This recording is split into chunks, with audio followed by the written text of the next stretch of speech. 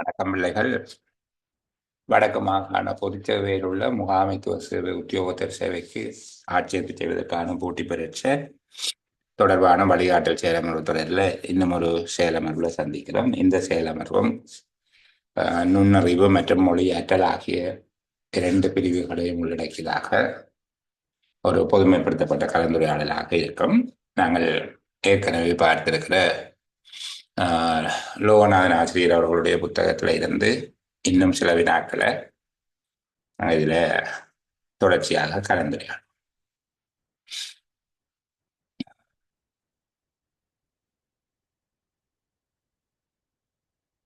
ஏற்கனவே பிள்ளைகளுக்கு சொல்லி தந்திருக்கக்கூடிய சில நுட்பங்கள் இதில் கேள்விகளை வரையக்குள்ள அப்படி நாங்கள் பார்க்க போகிறோம் என்று சொல்லி பார்ப்போம்.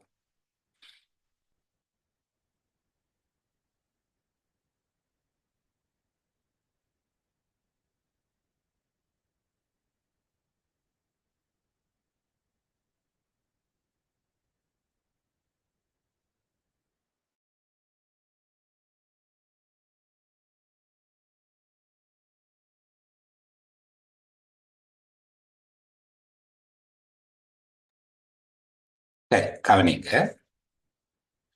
குணவாளனின் தற்போதைய வயது அவனது மகன் சுமனின் வயதிலும் 4 மடங்காகும். 4 ஆண்டுகளுக்கு முன்னர் குணவாளனின் வயது சுமனின் வயதிலும் 7 மடங்கானதாக இருந்தது. இப்போ நாங்கள் ஏற்கனவே பார்த்த கேள்விதான் பிள்ளைகளுக்கு இதை பற்றி நான் சொல்லி தந்திருக்கிறேன். இருந்தாலும் இந்த பகுதியை எப்படி பார்க்க போறோம். குணவாளனுடைய வயது அவனுடைய மகன் வயது 4 மடங்கு தற்போதைய வயது. மகனுடைய வயதை நாங்கள் எங்களுடைய வசதிக்காக தற்போதைய வயது மகனுடைய வயதை எக்ஸ் என்று எடுத்தோம் என்றால் குணவாளனுடைய வயது 4 மடங்காக இருக்கும். இதை 4x என்று போடுவோம். 4 ஆண்டுகளுக்கு முன்னர் நான் சொன்ன 4 ஆண்டுகளுக்கு முன்னர் என்று சொன்ன உடனே நாங்கள் ஒரு சமன்பாடு போட்டுற வேணும். அது x⁴ என்பதாக இருக்கும். x⁴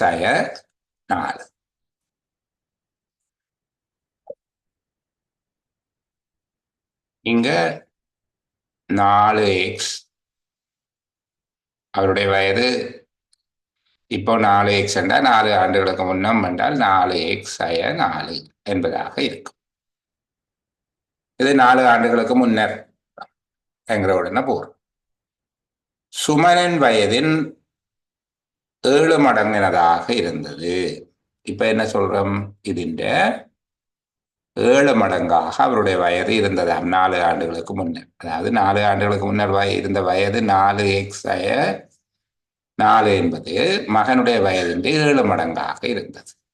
அப்ப 7 மடங்குன்னு நாங்கள் இதை என்ன செய்ய போறோம்? இந்த பகுதி 7ஆல் பெருக்கணும் என்றால் 7x⁴ 28.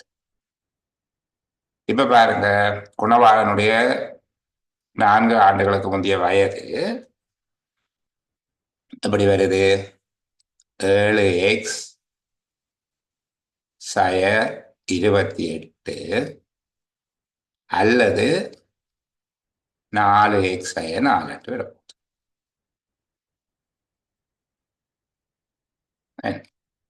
இதுல 28 கிளியர் இல்லாம இருக்கு, அழைச்சி போட்டுருக்கிறேன். இப்ப எங்களுக்கு இது தெரியும். இப்ப வசதியாக போயிட்டு 4x முன்னோக்கி கொண்டு வந்தா மிஞ்சுறது 3x.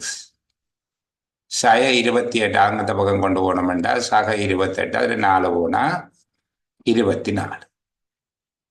3x 24 என்றால் எங்களுக்கு x = 8 என்று தெரியும். x = 8. இதை வச்சுக்கொண்டு நாங்கள் எல்லா கேள்விக்குமே விட சொல்லலாம். அவர் கேள்வி கேட்பார், குணவாளனுடைய தற்போதைய வயது தான் கேட்டிருக்கிறாங்க. குணவாளனுடைய தற்போதைய வயது என்றால் 4x. x7 8 என்று சொல்லி சொன்னால் குணவாளனுடைய தற்போதைய வயது 8 32. குணவாளனுடைய தற்போதைய வயது 32. மகனுடைய வயது 8. 4 ஆண்டுகளுக்கு முன்னர் இது 4 இருந்திருக்கும். குணவாளனுடைய வயது 4 கழிச்சு கொண்டா 28 இருந்திருக்கும். இப்படியான ஒரு கேள்வி குறைஞ்சபட்சம் வரும். ஆனால் இந்த கேள்வியை பொதுவாக வயது கேள்வி என்றே சொல்லி பழகிட்டாங்க. உண்மையிலே இது இந்த தகவல் என்ன? ஒரு பெரிய இலக்கம் சிறிய இலக்கத்தின் 4 மடங்காக இருக்கிறது. 2 எண்களில் இருந்தும் 4 கழித்தால் அப்போது பெரிய எண் சிறிய எண்ணின் 7 மடங்கிலும் சிறிய எண்ணின் 7 மடங்காக இருக்கும். இதுதான் தகவல். ஒரு பெரிய எண் சிறிய எண்ணின் 4 மடங்காகும். 2 எண்களில் இருந்து 4 கழித்தால் அப்போது வரும் விடை சிறிய எண்ணின் 7 மடங்காக பெரிய எண் காணப்படும். அதை பெரும்பாலும் வயது கணக்கு என்று சொல்லித் தருகிறோம். நாங்களும் அப்படியே படித்து கொண்டு வந்துட்டோம். இருக்கட்டும், அப்படியே வச்சுக் கொள்வோம். சரி. அதுபோல 3 இலக்கங்களை கூட்டுகிறது. 3 இலக்கங்களினுடைய பெருமானம் காண்றது. நான் ஒரு முக்கோணம் போட்டு பிள்ளைகளுக்கு விளங்கப்படுத்தி விட்டேன். இதில் ஒரு கேள்வி இருக்குது பாருங்க. XYZ எனும் 3 லொரிகளில் 100 சாக்குகள் மா ஏற்றப்பட்டிருக்கான். XYZ என்ற 3 லொரிகளையும் சேர்த்து 100 சாக்குமா இருக்கு. எக்ஸில் வையிலும் பார்க்க 5 சாக்குகள் கூடுதலாக. நாங்கள் எக்ஸ் ஒய் சட் ரெண்டு வச்சுக்கணும். சரிதானே? எக்ஸில் வையிலும் பார்க்க 5 சாக்குகள் கூடுதலாகவும் லொரி சட்டிலும் பார்க்க 3 சாக்குகள் கூடுதலாகவும் உள்ளன.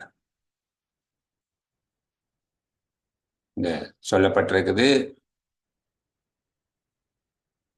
எக்ஸில வையிலும் பார்க்க 5 சாக்கு கூடுதலாக இருக்கு. வையிலும் பார்க்க 5 சாக்கு கூடுதலாக இருக்குது எக்ஸில். சரிதானே? அதுபோல சட்டிலும் பார்க்க 3 சாக்கு கூடுதலாக இருக்கு. சட்டிலும் பார்க்க 3 சாக்கு கூடுதலாக இருக்கு. சட்டில் எத்தனை சாக்குகள் மா இருக்குது என்று சொல்லி கேட்டுருக்காங்க.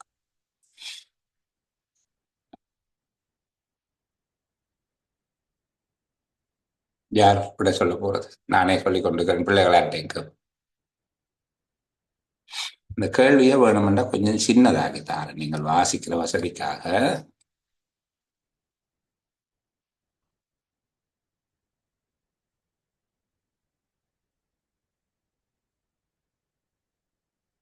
XYZ எனும் 3 லொரிகளில் 100 சாக்குகள் மா ஏற்றப்பட்டிருக்குது.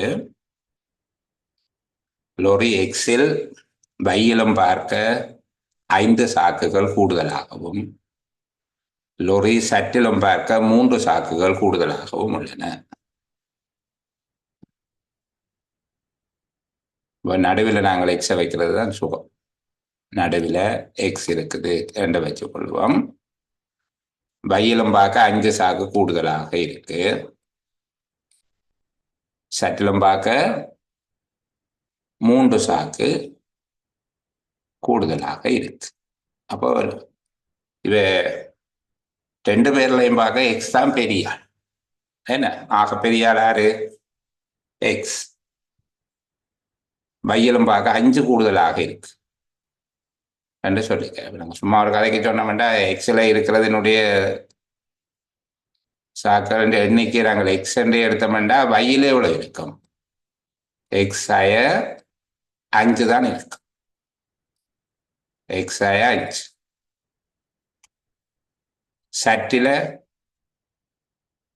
சட்டிலும் பார்க்க எக்ஸில் 3 கூட இருக்குது என்றால் இது எக்ஸ் ஆய 3. இங்க குறைய இருக்கும். இந்த 3ஐயும் கூட்டினீங்கன்னா தான் 100 சாக்கு வரப்போகுது. 3ஐயும் சேர்த்து கூட்டுங்கோ. 3x 8 சமன் 100. நாங்கள் அந்த 8 அந்த பக்கம் கொண்டு போனீங்கன்னா 108. மற்ற பக்கம் கொண்டு போனீங்க என்றால் எக்ஸில் இருக்கிறது எண்ணிக்கை எக்ஸ் என்றே வைப்போம். வையில் அதைப்பட 5 குறை இருக்குன்னா எக்ஸாய 5. சட்டில் 3 குறைய இருக்குன்னா எக்ஸாய 3 சேர்த்து கூட்டினீங்கன்னா 3x 8 சமன் 100. இந்த 8 மற்ற பக்கம் கொண்டு போறீங்க 108. 3 எக்ஸ் சமன் 108. சரிதானே? இப்போ 36 எக்ஸ் சமன் 36. அப்போ எக்ஸ் என்ற லொரியில இருக்கிறது 36ம் அதை விட 5 குறைவாக y என்ற லொரியில 31ம் சட்ல 33 இருக்கு.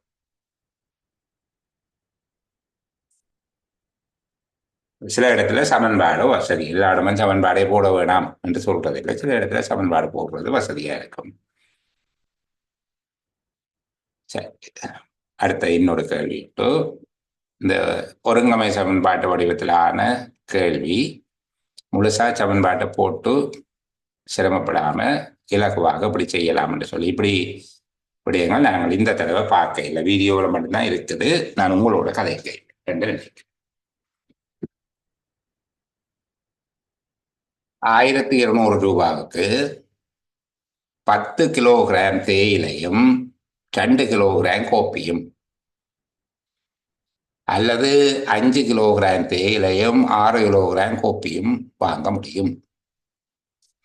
1 கிலோகிராம் தேயிலையின் விலை என்ன, 1 கிலோகிராம் கோப்பியின் விலை என்ன என்று கேட்டுறாங்க. இப்போ பாருங்க, 1200 ரூபாய் மாறையில் அது இப்படியே இருக்கு. 1200 ரூபாவுக்கு 10 கிலோகிராம் தேயிலை, 10 தேயிலையும்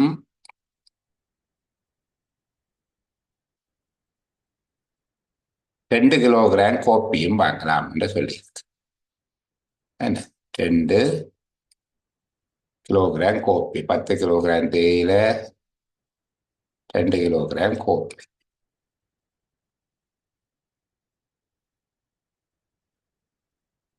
பத்து தேயிலை, 2 கோப்பி இவ்வளவு வாங்கலாம். காசு மாறையிலே 1200 அப்படியே இருக்கு. அல்லது 5 கிலோ தேயிலையும்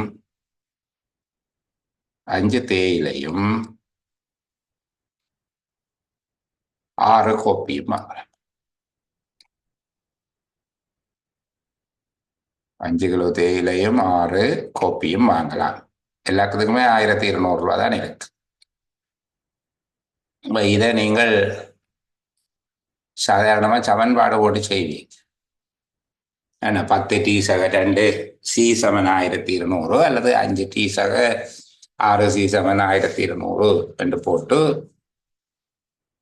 அப்படித்தான் பெரும்பாலும் செய்வீங்க. 10 இங்கே எழுதுறேன், 10 டீ சக 2 சி சமன் 1200 என்று போட போறீங்க. அடுத்த சமன்பாடு 5 டீ சக 6 சி சமன் 1200 இப்படியே வச்சுக்கொண்டு இதை செய்ய இயலாது. அப்போ இதுக்கு பிறகு 2வது சமன்பாட்டை பெருக்கி சமப்படுத்தி 2ஆல பெருக்கி 10 டீ சக 12 சி சமன் 2400 எல்லாம் போட்டெல்லாம் செய்வீங்க. அவ்வளோ சிரமப்படாமல் சில நேரங்களில் இதை எளிமையாக பார்க்கக்கூடியதாக இருக்கும். பாருங்க, இதில் என்ன நடக்குது என்று சொல்லி நிகழ்வை அவதானித்து பார்த்தீங்கன்னா இலகுவா அதை செய்யக்கூடியதாக இருக்கு. இப்போ 10 தேயிலை இருந்தது பிள்ளைகள், அது 5 தேயிலையாக மாறுது. 10 தேயிலை 5 தேயிலையா மாறுது. அதாவது 5 கிலோ தேயிலை குறைய 4 கிலோ கோப்பி கூட்டு. 5 கிலோ தேயிலை குறைய 4 கிலோ கோப்பி கூடுது. ஆகவே 5 கிலோ தேயிலை என்றது 4 கிலோ கோப்பிக்கு சமன் என்று எங்களுக்கு விளங்கும். சாதாரணமா பாருங்க, 10 கிலோ தேயிலை 5 கிலோ கோப்பி, சாரி, 10 கிலோ தேயிலை 5 கிலோ தேயிலையாக மாற கோப்பின் அளவு 2 கிலோவில் இருந்து 6 கிலோவாக அதிகரிக்குது. இது விளங்குதல்லோ? இந்த பகுதியை பாருங்க, இவ்வளோத்தையும் இந்த பட்டி போடுற ஏரியா. சரி, இதுல 10 கிலோ தேயிலை 2 கிலோ கோப்பி 1200 ரூபா, அல்லது 5 கிலோ தேயிலையும் 6 கிலோ கோப்பியும் வாங்கலாம். இப்ப 5 கிலோ தேயிலை குறைய கோப்பி 4 கிலோ கூடுது. ஆகவே நாங்கள் 5 கிலோ தேயிலை 4 கிலோ கோப்பிக்கு சமன் என்று எடுத்து வச்சு கொண்டோம் என்றால், இந்த 5 கிலோ தேயிலைக்கு பதிலாக 4 கிலோ கோப்பி, இதுல 6 கிலோ கோப்பி, மொத்தமா 10 கோப்பி. சரியா? 10 கோப்பி. 10 கோப்பியும் எவ்வளவு காசு? 1200. ஆகவே 1 கிலோ கோப்பின்ற விலை 120 ரூபாய். சில பேருக்கு விளங்கையில திருப்பி சொல்றேன்.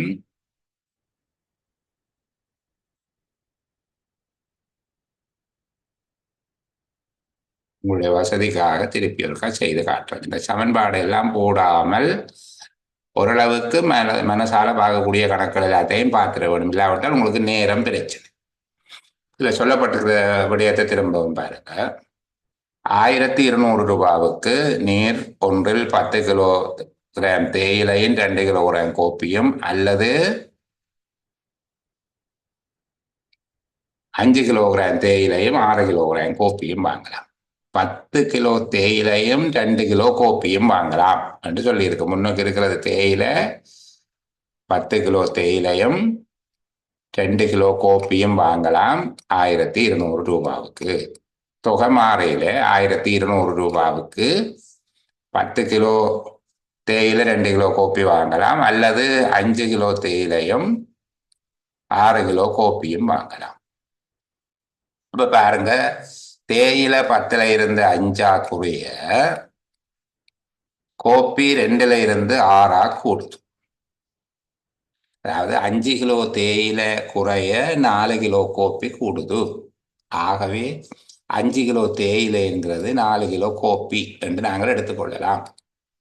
ஆக இந்த 2வது சமன்பாட்டிலேயோ 1வது சமன்பாட்டிலேயோ நாங்கள் 5 கிலோ தேயிலைக்கு பதிலாக 4 கிலோ கோப்பி என்று எடுத்தோம் என்றால், அப்போ இதை 5 கிலோ தேயிலைக்கு பதிலாக 4 கிலோ கோப்பி என்று எடுத்தால், ஏற்கனவே இங்கே இருக்கிற 6 கிலோவோடு சேர்த்து 6ம் அந்த 4ம் சேர்த்து 10 கிலோ கோப்பி என்று எடுக்கலாம்.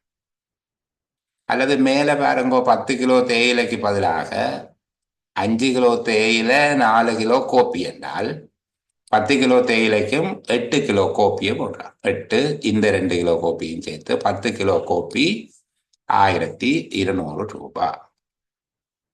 சரியா? அப்போ 10 கிலோ கோப்பி 1200 ரூபாய் என்றால் 1 கிலோ கோப்பி எவ்வளவு? அதை 10ஆல பிரிச்சால்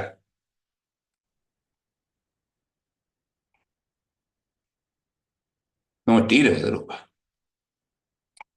120 ரூபாய். என்ன? அப்போ கோப்பி 120 ரூபான்னு எங்களுக்கு தெரிஞ்சிட்டுது.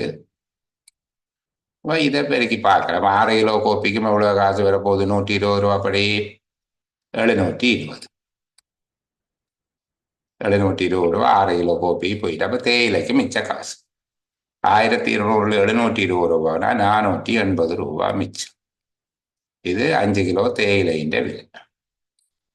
5ஆல பிரியுங்க, 96 ரூபாய் 1 கிலோ தேயிலையாக இருக்கும். மேலே பார்த்தீங்கன்னாலும் சரி, 10 கிலோ தேயிலைக்கும் 960 ரூபாய், 10 கிலோ தேயிலைக்கும் 96 ரூபா படி செக் பண்ணி பாருங்க, 960 ரூபாய் அதுக்கு வந்துடும். 2 கிலோ கோப்பி 120 ரூபா படி 240 ரூபாய், 1200 ரூபாய் வருது. இப்படியே கொஞ்சம் செக் பண்ணியும் பார்க்கலாம்.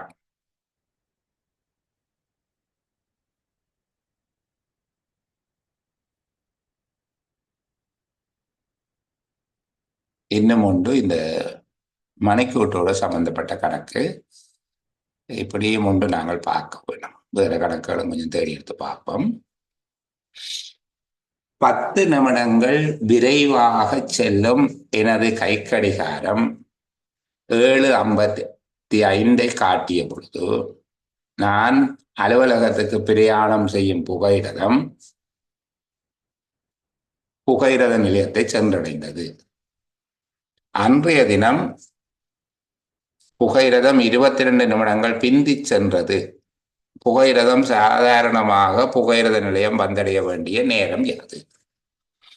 10 நிமிடங்கள் விரைவாக செல்லும் எனது கைக்கடிகாரம் 7:55 காட்டிய பொழுது நான் அலுவலகத்துக்கு பிரயாணம் செய்யும் புகையிரத நிலையத்தை சென்றடைந்தது.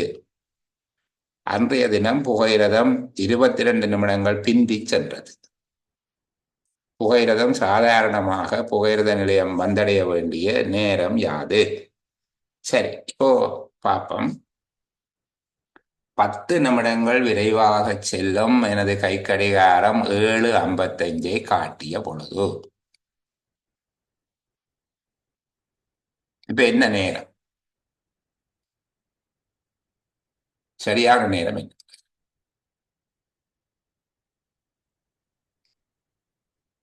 பாலா சொல்லுங்க.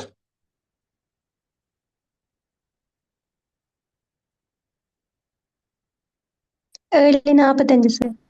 7:45 சரியான நேரம். என்னன்னா, விரைவாக செல்லும் கடிகாரம் என்றால் வளமையை விட கூட காட்டும். 7:45 இப்ப நேரம். இவங்களை கேட்டது நேரம் இல்லை. புகையிரத நிலையத்துக்கு போகுதாம். அன்றைக்கு புகையிரதம் 22 நிமிடங்கள் பிந்தி சென்றது. அப்ப புகையிரதம் போக வேண்டிய நேரம் என்ன?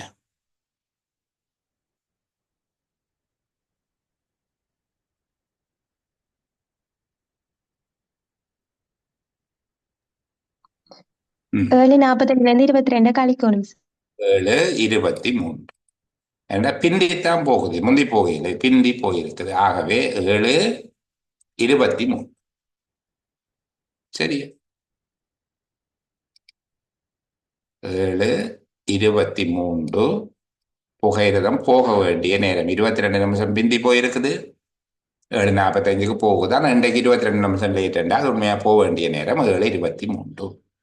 இப்படி அந்த முந்தி போறது பிந்தி போறது என்கிற சொல்ல விளங்கி கொள்ற மாதிரியாக ஞாபகத்தில் வச்சிருந்தீங்கன்னா சரி. முந்தியது மணிக்கூடு முந்துது என்றா கருத்து காட்ட வேண்டிய நேரத்தை விட கூட காட்டுது. பிந்துகிறது என்றா கருத்து காட்ட வேண்டிய நேரத்தை விட குறைய காட்டுகிறது. அதை விளங்கி கொண்டோம்னா ஓரளவுக்கு செய்து கொள்ளே.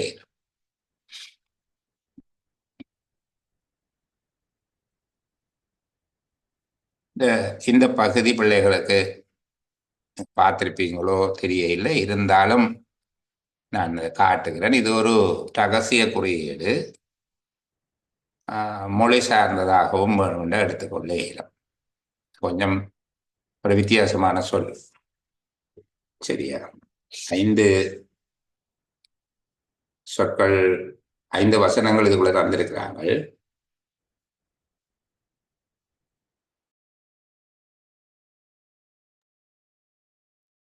ஒரு ரகசிய குறியீட்டில் எதிரி அண்மையில் வந்து கொண்டு இருக்கிறான், எதிரி அண்மையில் வந்து கொண்டு இருக்கிறான் என்பது எமைதொரு தீஹொக் டில்கி அவடுரா இன் என எழுதப்பட்டிருக்கிறது.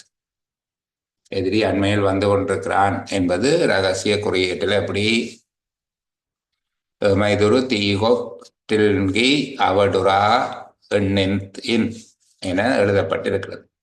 இவ்வாறு எழுதப்படும் பொழுது ஒவ்வொரு சொல்லிலும் 4 எழுத்துக்கள் இருப்பதை அவதானிக்க. பின்வரும் செய்திகளை ரகசிய குறியீட்டிலும் குறியீட்டு செய்திகளை சாதாரண வாக்கியங்களிலும் எழுதுக. மேலே எப்படி எழுதியிருக்கிறாங்க?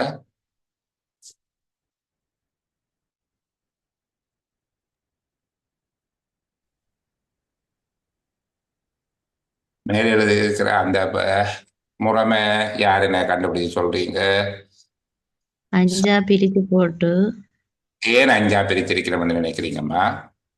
அந்த எதிரி அண்மையில் வந்து கொண்டிருக்கிறாள். அப்ப அது 5 சொல்லா வருது. 5 சொல்லியிருக்கிறபடியா 5 கூறுகளாக பிரிச்சிருக்குது. பிரிச்சு போட்டு ஒவ்வொரு எழுத்தா அப்படி 5 போட்டிக்கையும் போட்டு கொண்டு போறோம். ஏனாவ முதலாவதுக்கு, இங்க டீனாவ ரெண்டாவதுக்கு, ஏதி, டீனாவ மூன்றாவது. இ, அ, இன், திருப்பி ம, இ, ஜி. அப்படி எழுதப்படும். கரெக்ட். ஓகே. அப்போ கீழே இருக்கக்கூடிய முதலாவது வாக்கியத்தை எப்படி பிரிக்கிறோம்? எத்தனையா பிரிக்க வேணும்?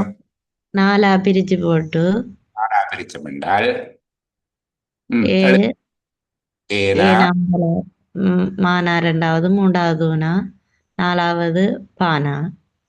இப்ப எந்த டை என்ன வரும் ஏனாக்கு பக்கத்து? திருப்பி அந்த படைகள் என்பதுல ஏனா டையன்னா நான் இதால் எழுதுகிற போது கொஞ்சம் பானா. சரிதானே?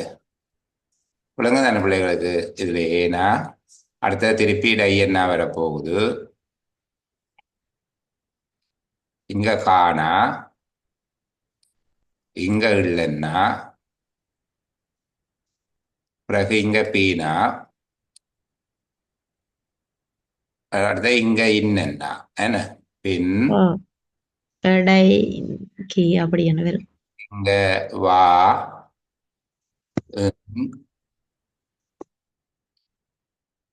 கு, திருப்பி இதுக்கு கீனா போடுவீங்க. இதுல கோடு இன், ர, இங்க கோடு. சரியா? எமது படைகள் பின்வாங்குகின்றன. இந்த விதமாக எழுதப்படும். அடுத்தது படைத்தளபதி உடனே கான். எத்தனையா பிரிக்க வேணும்? 3 சார். இதை 3ஆ பிரிப்போம். என்ன 3ஆ பிரிச்சு போட்டு பானா ஒரு செட், டையன்னா இத்தன்னா, பிறகு திருப்பி தானா, லானா பானா முடிய, பிறகு தீனா, ஊனா டானா முடிய, நே என்ன. அப்போ இப்படி அகலை கொண்டு வரீங்க. பானா இங்க, இங்கால டையன்னா, இங்க இத்தன்னா, பிறகு திருப்பி இங்க தானா, இங்க லானா, இங்க ப, இதுல திருப்பி தீனா, இங்க ஊனா, இங்க டானா, இதுக்குள்ள நேன்னா, இதுல காவன்னா, பின்னன்னா. இப்படியாக எழுதப்படும். சரிதான். அப்ப இது உங்களுக்கு பிடிபட்டுட்டுன்றதால நான் அதை பெரிய சிரமமானதா பார்த்துக்கொள்ள இல்லை. 4ஆவதையும் சாரி 3ஆவது, கோட்டை எதிரி வசப்படுவது உறுதி என்றால் 4ஆக பிரிக்க வேண்டும். மேலே இருக்கிறது அடுத்த 19ஆவது எத்தனை சொற்கள் இருக்க வேணும்?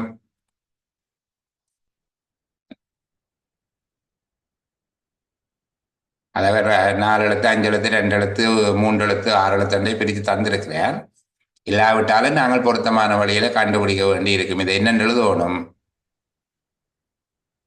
முதல் 4 எழுத்தும் த, ல, ப, தி. முதலாவது தளபதி, பிறந்தான், தி, ர, இன், தா, இன். தளபதி இறந்தான், இறந்தான். படை எமது, தளபதி இறந்தான். அடுத்த பானா என்ன? ப, டை. இந்த இருக்கு படை எமது வசமாகியது. மது வசமாகியது. ஓகே. தளபதி இறந்தான், படை எமது வசமாகியது.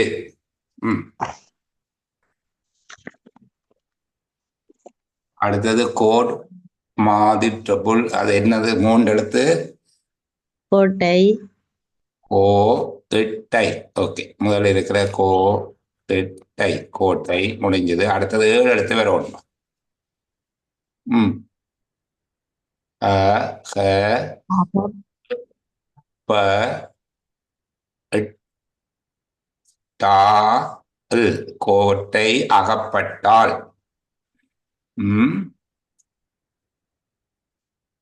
மா அகப்பட்டால் அடுத்தது மா ரு வ ட இத் தி இல் மாறு வேடத்தில் த இப்பு தப்பு கோட்டை அகப்பட்டால் மாறு வேடத்தில் தப்பு.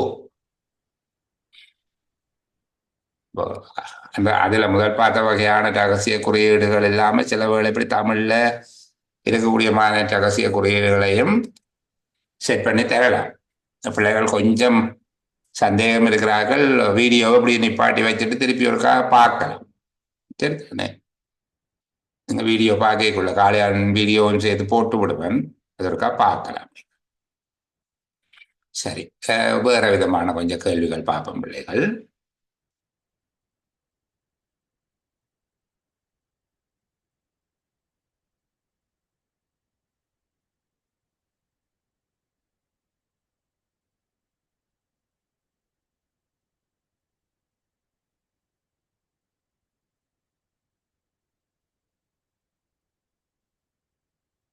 இது ஒரு கொஞ்சம் வித்தியாசமான தாயக்கட்ட கேள்விதான், வித்தியாசமான உண்டு, இலகுவானது. எப்படி செய்ய போறோம் ரெண்டு கேள்வியை பார்ப்போம்.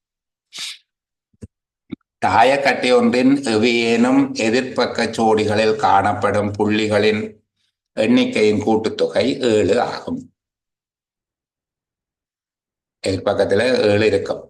அதான் சொல்றது, என்ன சொல்ற, நியம தாயக்கட்டை அல்லது விதிமுறையான தாயக்கட்டை, விதிப்படியான தாயக்கட்டை என்று சொல்றது எப்பவுமே எதிர்ப்பக்கம் 7 இருக்கிற மாதிரியாகத்தான் தாயக்கட்டை இருக்கும். இங்க சொல்ற தாயக்கட்டை ஒன்றின் எவையேனும் எதிர்ப்பக்க ஜோடிகளில் காணப்படும் புள்ளிகளின் எண்ணிக்கையின் கூட்டுத்தொகை 7 ஆகும். அவ்வாறான 4 தாயக்கட்டைகளை ஒன்றாக சேர்த்து கீழே தரப்பட்டுள்ள தொகுதி ஆக்கப்பட்டுள்ளது. இதுல 4 தாயக்கட்டை அடுக்கி வச்சிருக்க. ஒன்றை ஒன்று நோக்கும் வண்ணம் ஒட்டப்பட்டுள்ள பக்கச்சோடிகளில் காணப்படும் புள்ளிகளின் கூட்டுத்தொகை 8 ஆகும். ஒன்றை ஒன்று நோக்கும் சாரி 7 கூட்டுத்தொகை 7 சார். இல்ல அது மேல சொல்லி இருக்குது, திருப்பி ஒரு தகவல் சொல்லி இருக்கிறார் பாருங்க. தாயக்கட்டை ஒன்றின் எவையேனும் எதிர்ப்பக்க ஜோடிகளில் காணப்படும் புள்ளிகளின் எண்ணிக்கையானது கூட்டுத்தொகை 7. அவ்வாறான 4 தாயக்கட்டைகளை ஒன்றாக சேர்த்து கீழே தரப்பட்டுள்ள தொகுதி ஆக்கப்பட்டுள்ளது. ஒன்றை ஒன்று நோக்கும் வண்ணம் ஒட்டப்பட்டுள்ள பக்கச்சோடிகளில் காணப்படும் புள்ளிகளின் கூட்டுத்தொகை 8 ஆகும். இதுன்ற கருத்து நம்ம விளங்குதா பிள்ளைகளுக்கு? Okay sir. என்னென்னு விளங்குதா? அந்த 2 மொட்டி இருக்கிற கட்டைகள், இப்ப இது 4 அடியில இருக்கிறத 4 எடுத்துக்கொண்டா അതിന്റെ எதிர்ப்பக்கம் 3 இருக்கும். அந்த அந்த D-யின் 3 எதிர்ப்பக்கமும் C-யின் மற்ற அந்த பக்கமும் 3ல முட்டுகிறது 5ஆக இருக்கும். 5ஆக இருக்கு. அப்ப இப்ப 5 B வந்து இது 5 கூட்டுத்தொகை 7 இருக்கணும், எதிர்ப்பக்கம் B வந்து 2 இருக்கும். இப்ப இப்படி பார்ப்போமே, இந்த ஏயினுடைய பெறுமதியை காண போறோம். ஏ என்றது இந்த பின்பக்கம், அது விளங்குது தானே பிள்ளைகளுக்கு? ஏ என்றது சரி, இதனுடைய பெறுமதி எப்படி காணுவீங்க?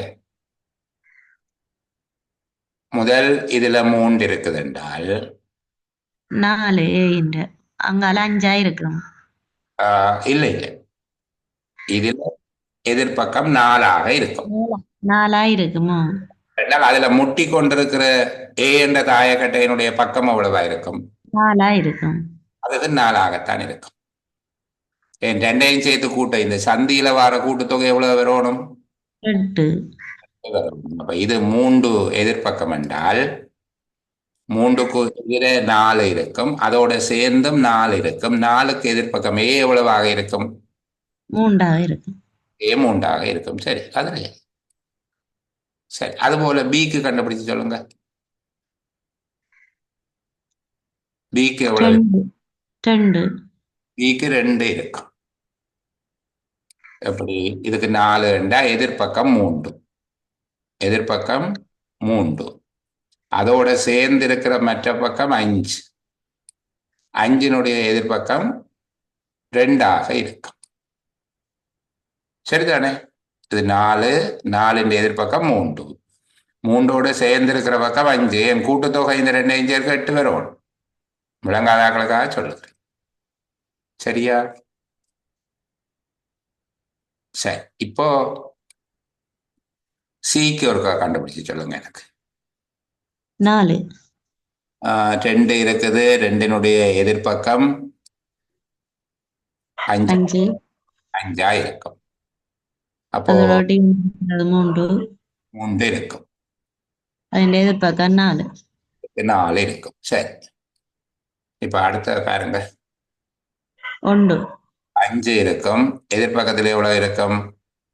2 இருக்கும். 2 இருக்கும். 6 இருக்க மாட்டேங்குது. இந்த பக்கம் 6 இருக்கும். அங்கால 1. இந்த பக்கத்துல இப்ப டிக்கு 1 இருக்கும். இப்ப கேள்வி என்னென்றால், பக்கம் ஏயில் காணப்படும் புள்ளி எத்தனை? சியில் காணப்படும் புள்ளி எத்தனை?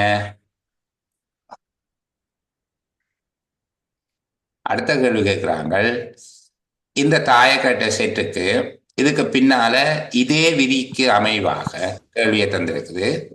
இதே விதிக்கு அமைவாக இன்னும் ஒவ்வொரு தாயக்கட்டையை ஒட்டுவதற்கு தீர்மானிக்கப்பட்டால், இதே விதிக்கு அமைவாக இன்னும் ஒவ்வொரு தாயக்கட்டையை ஒட்டுறதுக்கு எதிர்பார்க்கப்படுது. இன்னும் ஒவ்வொரு தாயக்கட்டையை ஒட்டி இதை நீட்ட போறாங்க.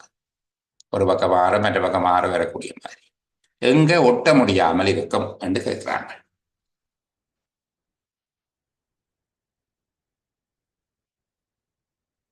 ஒரு இடத்துல தாயக்கட்டை ஒட்ட முடியாமல் இருக்கும் எது என்று கேட்டிருக்கிறாங்க.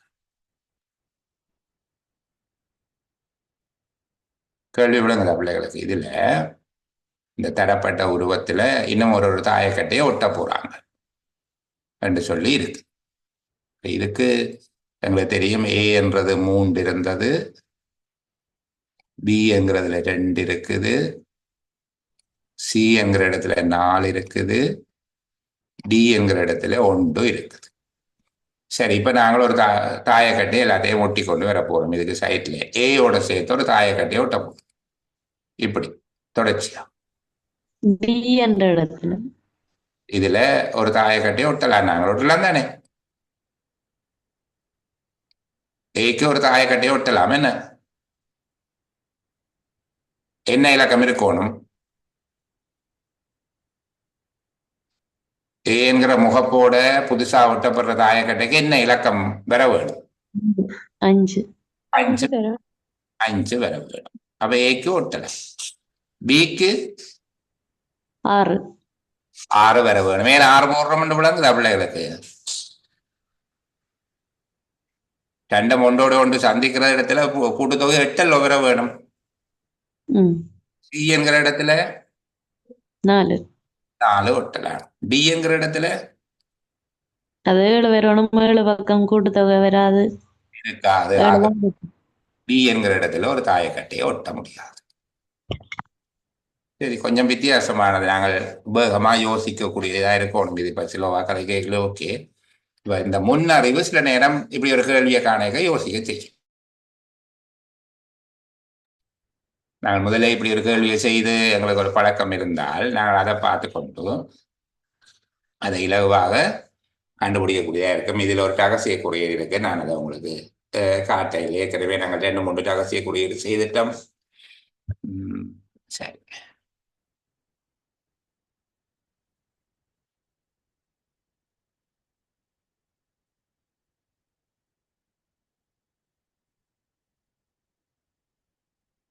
இந்த பகுதியை கொஞ்சம் பார்ப்போம்.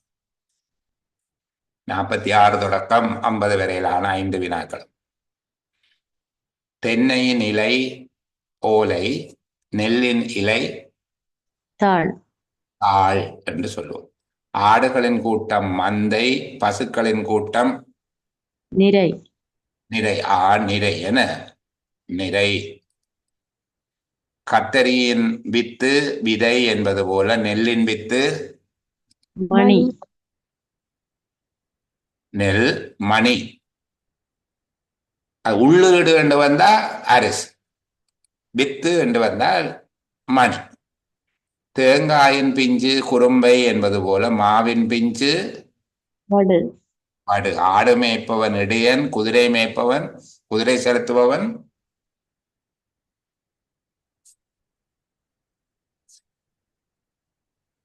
யாரா? ஓட்டி சார். குதிரை ஓட்டியா? இல்லையே. தோட் சாரி, இல்ல கோவண்ணா தோட்டி. தோட்டியா? சரி கோவண்ணா தோட்டி. சரி சரி, குதிரை தோட்டி. சரி, அப்போ நாங்கள் ஏற்கனவே அந்த மரபு தொடர்கள் கொஞ்சம் பார்த்து வச்சிருந்த நாங்கள் இதற்குள்ள ஒரு 5 கேள்வி வரைக்கும் அந்த நேரம் கவலைப்படக்கூடாது, கவனமா அந்த பகுதியை பார்க்க வேண்டும். சரியா?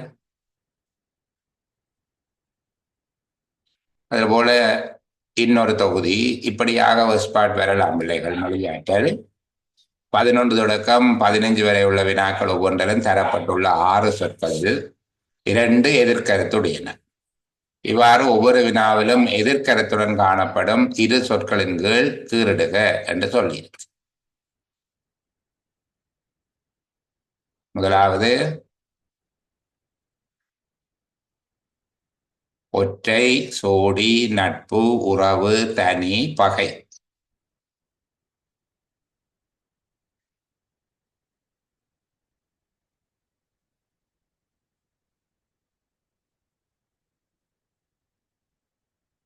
யார் சொல்ல போறது? முதலாவது ஒற்றையும் உறவும். ஒற்றையும் உறவுமா? நட்புக்கு எதிர்ச்சொல் பகை. ஓ சோடிக்கு எதிர்ச்சொல் தனி. ஓ, இங்க சொல்லி இருக்கிறாங்க ஒரு சோடி 11 தொடக்கம் 15 வரை உள்ள வினாக்கள் ஒவ்வொன்றிலும் தரப்பட்டுள்ள 6 சொற்களில் 2 எதிர்கருத்து உடையன. இவ்வாறு ஒவ்வொரு வினாவிலும் எதிர்கருத்துடன் காணப்படும் 2 சொற்களின் கீழ் கீறிடுக. விடையளிக்கிற முறையை பார்க்கணும். பிள்ளைகளுக்கு விட தெரியுது, தவறாக விட சொல்றீங்க. விடையளிக்கிற முறை என்ன சொல்லி இருக்கு? எதிர்கருத்து சொல்லுதான். அதுக்கு கீழே கீறுங்க. இங்க எதிர்கருத்துள்ள சொற்களவை நட்பும் பகையும். நட்பும் பகையுமா, உறவும் பகையுமா?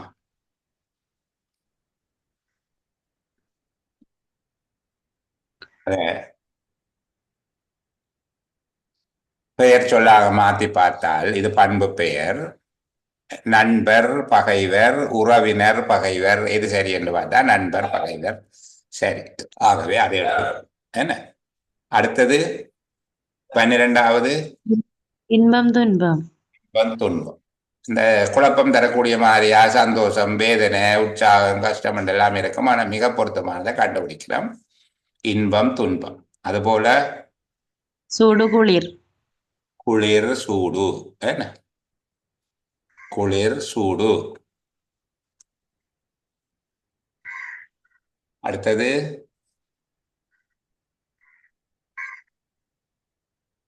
வறுமை செல்வம்.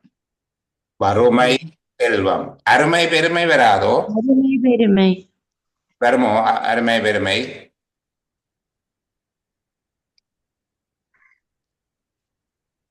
பிள்ளைகள் அருமை பெருமை வராதோ? வரும் சார். அது எப்படி வரும்? அருமைக்கு எதிர் சொல்லு பெருமை. அப்படி அருமையாக ஒரு பொருள் இருக்குது, இன்னொரு பொருள் பெருமையாக இருக்குது என்று சொல்லி வருமா? அருமை பெருமை என்ன தொடர்? அது இணைமொழி பிள்ளைகளா. அருமை பெருமை எதிர்ச்சொற்கள் அல்ல.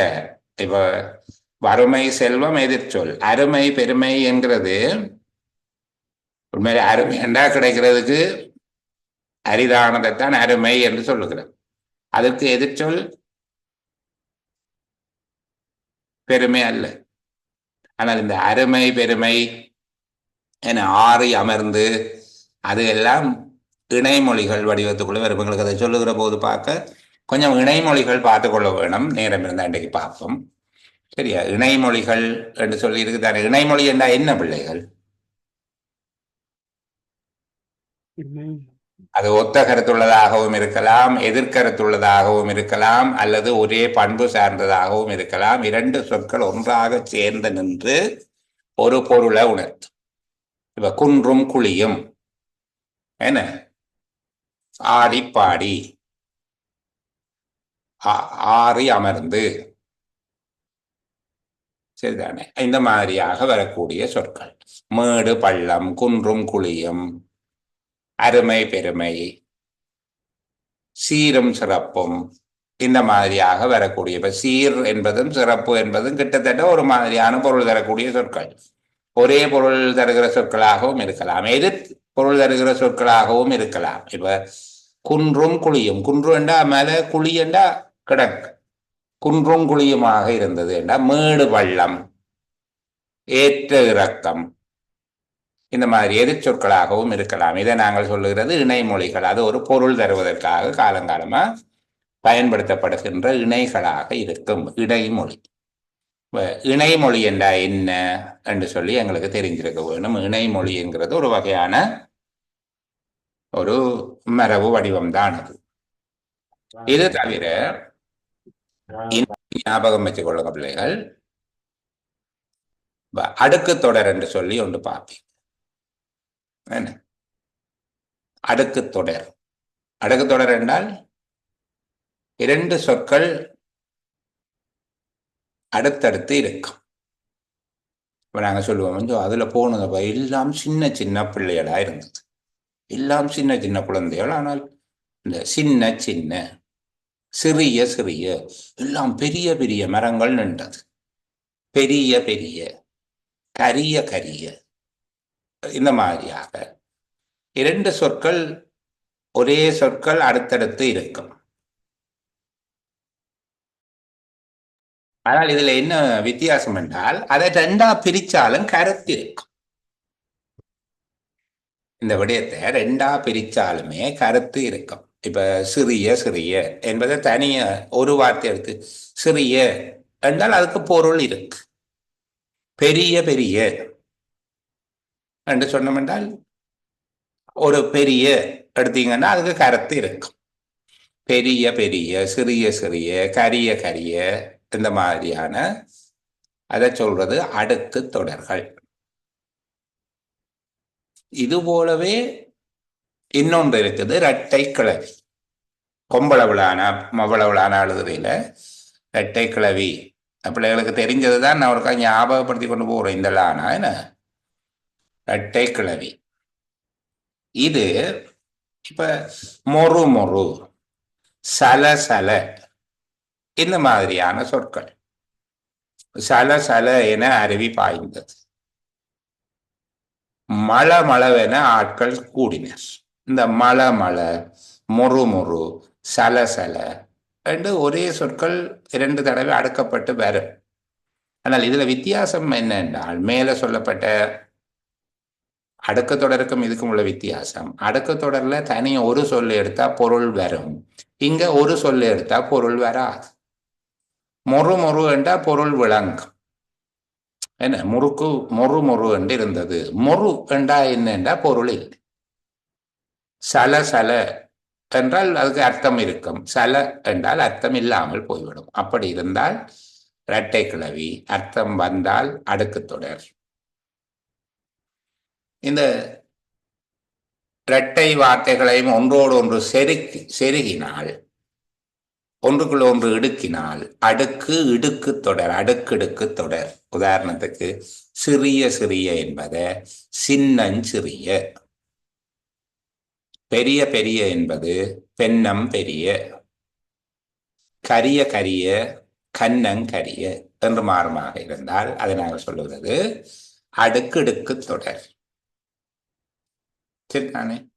அப்போ இப்படியாக கணேசநாதனுடைய வெப்சைட்ல நான் சில லிங்க் போட்டு விட்டு, நான் ஏனையவை இருந்தது, சரி நான் பிள்ளைகளுக்கு ஒவ்வொன்றுக்கும் தனித்தனியா தேடி எடுத்து அதை போட்டு விடுகிறேன். சரிதானே? நாங்கள் அவருக்கு உண்மையில நன்றியாக இருக்கணும். நிறைய விஷயம் தேடி படிக்க வேண்டிய விடயங்களை அழகா தொகுத்து அவருடைய பிளாக்ல வச்சிருக்கிறார்.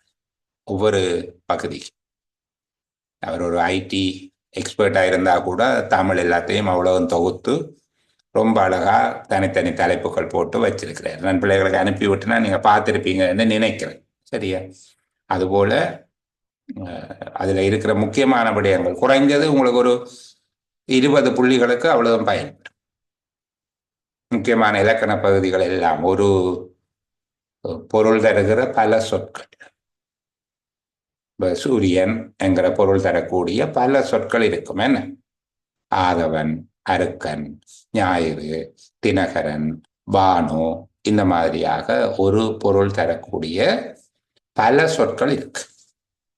கவனமா இருக்கணும் பிள்ளைகள். அதை வகுப்புல கதைச்சு நேரத்தை மினைக்கெடுத்தாமல் இப்படியான வடிவம் இருக்குது என்று பிள்ளைகளுக்கு சொல்லி தந்து கொண்டிருக்கிறேன். இந்த வடிவத்தை நான் உங்களுக்கு செஷன் முடிஞ்ச உடனே போட்டு விடுவேன். நாளை பகல் அவ்வளோதையும் படித்து முடிச்சிடுவேன். சரிதானே? இனி ஓய்ந்து இருக்கிறதுக்கு நேரம் இல்லை. இனி இந்த 5 நாளுமாவது குறைந்தபட்சம் நீ ஓய்ந்திருக்கல ஆகாது பாப்பா. அதுக்கு பிறகு போன பேரு பாப்பா. சரியா? கவனமா இந்த 5 நாளும் என்றாலும் ஃபோன் பார்க்கறத, விடுப்பு பார்க்கறத விட்டுட்டு அவ்வளோ விஷயத்தையும் படித்தாள்தான். நான் திரும்பவும் சொல்லுவேன், அடிக்கடி உங்களுக்கு சொல்லுகிறது திரும்பவும் சொல்லி கொண்டிருக்கிறேன். எனக்கு உங்களை ஒரு இதில் நம்பிக்கை இல்லை. கேள்வி கேட்டால் ஓடி போறாக்கள் எல்லாம் இருக்குது இந்த குரூப்பில். நான் பார்த்து நான் திரும்ப வந்தால் அவைகளை எடுக்கிறேன். அப்போ அப்படி இருக்கிறது சரி. அப்படியாவது இதுக்குள்ள படிச்ச ஒரு 5 வருஷத்துக்கு ஒரு வேலையும் இனி வராது. ஒரு 5 வருஷத்துக்கு கஷ்டம்.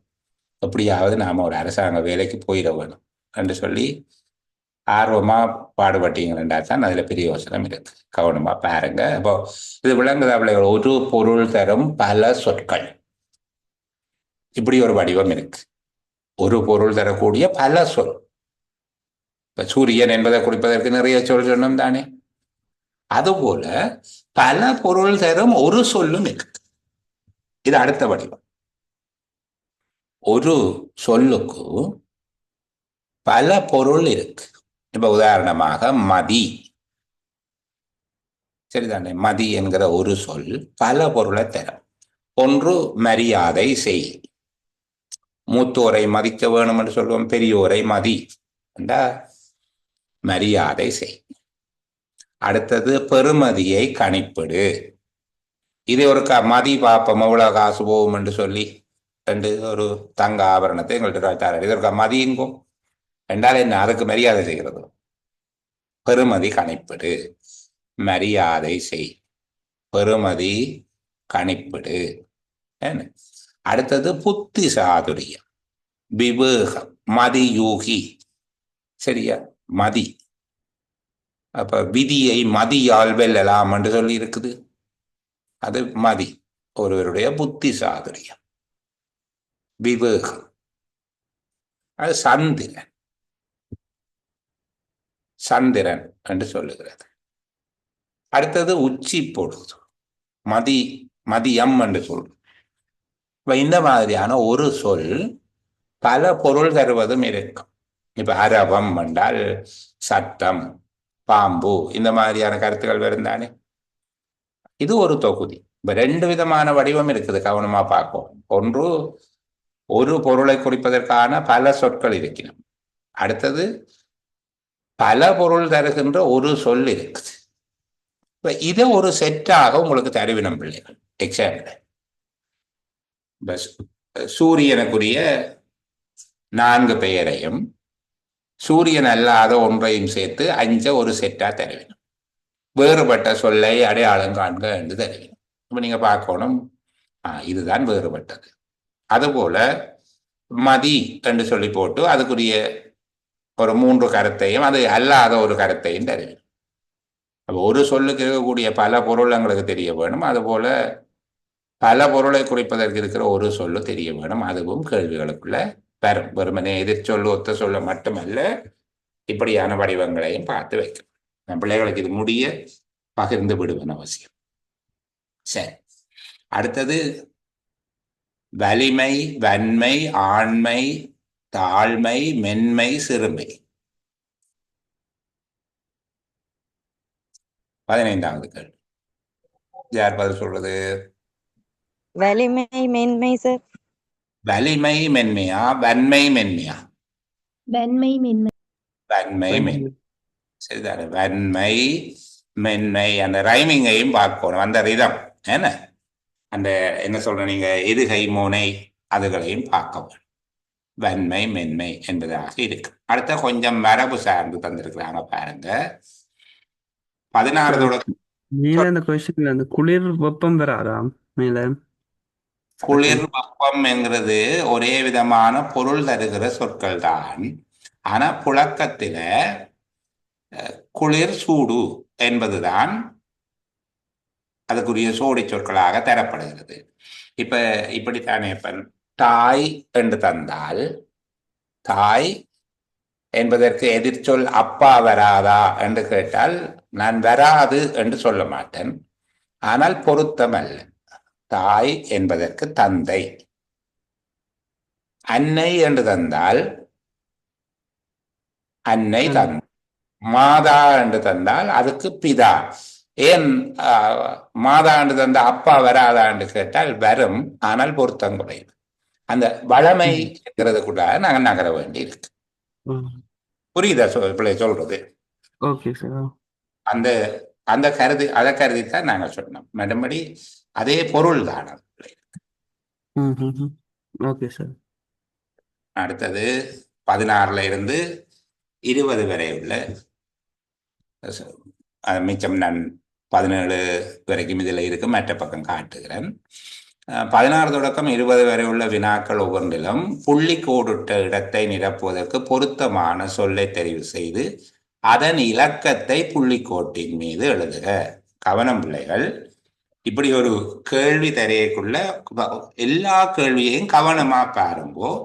அதன் இலக்கத்தை புள்ளிக்கோட்டின் மீது எழுதுக.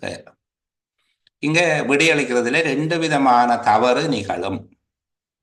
ஒன்று, சரியான விடையின் கீழ் கோட்டை போடுவீங்க, உங்களுக்கு புள்ளி கிடைக்காது. இரண்டாவது, இந்த விடை எழுத வேண்டிய இடத்துல கொண்டு போய் சரியான விடையை எழுதுவீங்க, அப்பவும் உங்களுக்கு புள்ளி கிடைக்காது. உங்களுக்கு தெரியும் தெரியாது என்பது பரீட்சிக்கப்படுவது மட்டும் இல்லை, இங்க உங்களுடைய விவேகமும் பரீட்சிக்கப்படும். இங்க சொல்லப்பட்ட அறிவுறுத்தலுக்கு அமைவாக விடையளிக்க முடியுதா உங்களுக்கு என்று பார்ப்போம். என்ன அறிவுறுத்தல் சொன்னது உங்களுக்கு? அதன் இலக்கத்தை புள்ளிக்கோட்டின் மீது எழுதுக. சரியான விடைக்கு கீரை சொல்லி சொன்னதோ இல்ல சரியான விடையை கொண்டு எழுதன்று கேட்டதோ? ரெண்டும் இல்லை. அந்த 2 கர்மமும் செய்தால் நாங்கள் கர்மமா போயிடும். கவனமா இருக்க வேண்டும். நான் திரும்ப திரும்ப பிள்ளைகளுக்கு அழுத்தி சொல்றது, எக்ஸாமுக்கு விடை எழுதுறதுக்குரிய மெதேட்ல கவனம் எடுப்போம். இன்னும் சில விடயங்கள் இந்த டைம்ல சொல்லித் தருகிறேன். யாரும் இஸ்லாமிய பிள்ளைகள் இருக்கிறீங்களா எனக்கு தெரியல.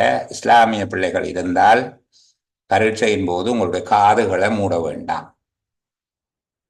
அவர்கள் வலிமையாக ஒரு மத அடிப்படையில காதுகளை மூடிக்கொள்வது, முகத்தை மூடிக்கொள்வது பழக்கம் இருக்கு. முகத்தை மூடாவிட்டாலும் காதுகளை மூடிக்கொள்வார்கள். காது மூடினால் பரீட்சையில மோசடி செய்ததாக கருதி குறிப்பிட்ட காலத்துக்கு பரீட்சை எழுதாமலே செய்து விடுவார்கள். கவனம். அப்படி யாரும் பிள்ளைகள் இருந்தால் காது மூடக்கூடாது. மற்றது, வினாத்தாளுக்கு விடையளிக்க தொடங்குகிற போது கவனமா பாருங்க. முன்பக்கத்தில் இருக்கிற அறிவுறுத்தல்களை வாசி. எந்த காரணம் கொண்டும் பென்சிலால விடையளிக்க வேண்டாம் என்று இருக்குது. பென்சிலை உங்களுடைய உபயோகத்துக்கு வச்சிருங்க, ஆனால் பென்சிலால இருக்கிற விடைகளை திருத்த மாட்டேன். மற்றது, விட இலக்கம் எழுத சொன்னா இலக்கம் தான், பிறகு விடை இல்லை. விடையை எழுத சொன்னா விடை தான், பிறகு அதுக்குரிய இலக்கம் இல்லை. பொருத்தமற்றதை வெட்டி விடு என்றால் பொருத்தமற்றதை வெட்ட வேணும், பிறகு சரியான விடைகளை கோடு போடலாது. சரி பிழை என்று வார்த்தைகளில் எழுத சொன்னால் வார்த்தையில் எழுதணும், சரி பிழை என்று அடையாளம் போடக்கூடாது. இதை விட ஐக்கியூ பேப்பராக இருந்தாலும் சரி, மொழியறிவு பேப்பராக இருந்தாலும் சரி, நீங்க அந்த பேப்பர்ல தான் விடை எழுத போறீங்க. அந்த ஒழுங்குல தான் விடை எழுத வேணும் என்று சொல்லி ஒன்னும் யோசிக்க தேவையில்லை. நீ நான் எப்படியாவது முதலாவது கேள்விக்கு விடுதித்தான் இரண்டாவது யோசிக்க வேண்டாம். சரியா? நீங்கள் எடுத்த உடனே பேப்பரை வாசி. தொடக்க இருந்து கடைக்கும் அந்த பேப்பரை ஒரு ஒழுங்கு வாசி.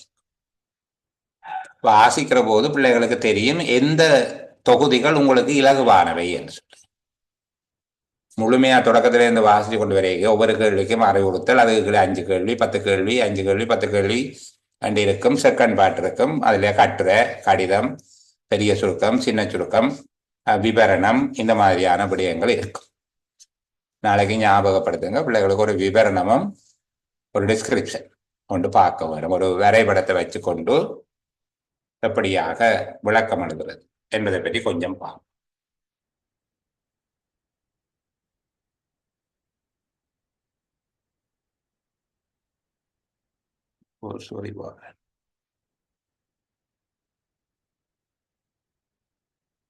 சரி, தொடர்ந்து கதைப்போம். எனக்கு இந்த மைக்க காணையில போல இருந்தது. வா, கொஞ்சம் வெயிட் பண்ணுங்கள்.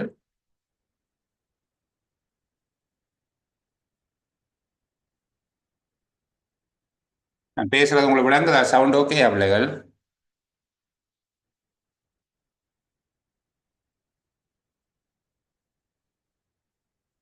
பிள்ளைகள் பேசுறத கேக்குதா?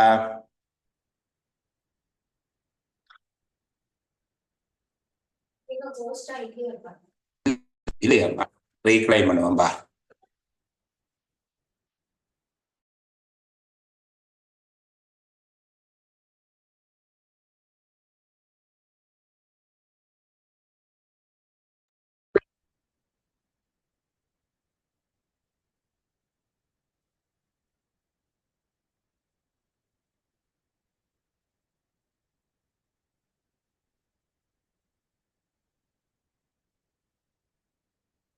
சரி பிள்ளைகள், நாங்கள் தொடர்ந்து கதைப்போம்டா. ஒரு கையிலாட்டு மைக்கை நிப்பாடு.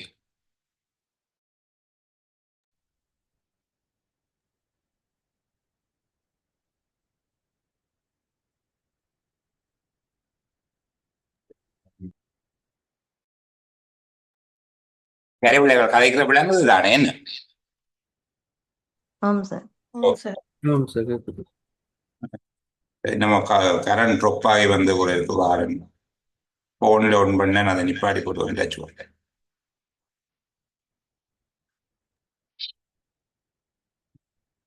சரி. அப்போ நீங்க பேப்பரை என்ன செய்யுங்க, தொடக்கத்துல இருந்து கடைசி வரைக்கும் ஒரு முழுமையான வாசிப்போண்ட செய்யும். அப்படி முழுசா வாசிச்சீங்கன்னா உங்களுக்கு எந்தெந்த கேள்விகள் இலகுவாக செய்யக்கூடியதா இருக்கும், எது கொஞ்சம் கஷ்டம், எது மிகவும் கடினம் என்று சொல்லி இருக்கும். எப்பவுமே வருகிற கேள்விகள் பிள்ளைகள் 4 வடிவத்துல இருக்கும். மிக இலகுவானவை, இலகுவானவை, கடினமானவை, மிக கடினமானவை என்று வகைப்படுத்தக்கூடியதாக இருக்கும். அதுலேயும் குறிப்பா ஐக்யூ பேப்பர் அப்படித்தான் இருக்கும். இப்போ நீங்கள் இதை வகைப்படுத்துறது உங்களை சார்ந்தது. ஒரு ஆட்களுக்கும் ஒரு வகை இருக்கும். சில பேருக்கு மிக கடினமானது என்று கருதுகிறது, இன்னொரு பேருக்கு மிக இலகுவானதாக இருக்கும். இப்போ பேப்பரை முழுசா வாசிச்சு முடிய உங்களுக்கு இலகுவானவை என்று தெரிகிற கேள்விகளுக்கு முதல் விடையளிக்க தொடங்கும். ஏனென்றால் இப்போ நேரம் காணாம போச்சு என்றால் இலகுவான கேள்விகளை முதல் செய்து போட்டு கஷ்டமான கேள்விகள் கடைசியா மிச்சம் இருந்தால் உங்களுக்கு சில நேரம் ஒரு 5 கேள்விக்குத்தான் விடையளிக்க முடியாம போகும். ஒழுங்குல செய்து கொண்டு வந்து கஷ்டமான கேள்வியில 2 நேரத்தை விரயம் செய்து போட்டு பின்னுக்கு பாத்தீங்கன்னா 15 கேள்வி செய்யக்கூடிய சுகமான கேள்வி இருக்கும். ஆனால் உங்களுக்கு டைம் போதாது. பெரும்பாலும் ஐக்கியூ பேப்பர்ல இருக்கிற கேள்விகளுக்கு இடையில புள்ளி வேறுபாடுகள் மிக குறைவு.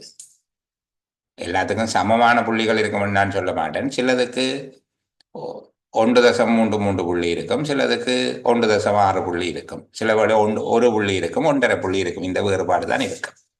பெரும்பாலும் சமமான புள்ளி தான் இருக்கும். பெரும்பாலும் சரிதானே. சில பரீட்சைகள்ல 1.33 எல்லாம் இருக்கிறது. 60 கேள்வி போட்டால். 50 கேள்வி போடணுமாக இருந்தால் பெரும்பாலும் சராசரி 2 புள்ளி தான். அப்போ 15 சுகமான கேள்வியை செய்யாம விட்டு 30 புள்ளிகளை நீ நட்டப்பட்டு 70 எடுக்கிறதும், சுகமான கேள்விகளை செய்து கஷ்டமான கேள்வி 5 செய்யாம விட்டு 90 எடுக்கிறதுக்கும் பெருமதி வித்தியாசம் இருக்குதானே.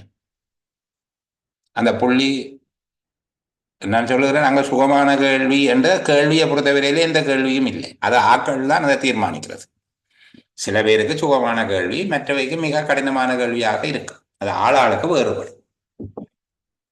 அந்த கேள்விகளுக்குள்ள ஒரு கேள்வியை பொறுத்தவரையில தனியாக அது சுகமானதா கஷ்டமானதான்னு கேட்டால் அதுக்கு பதில் இல்லை.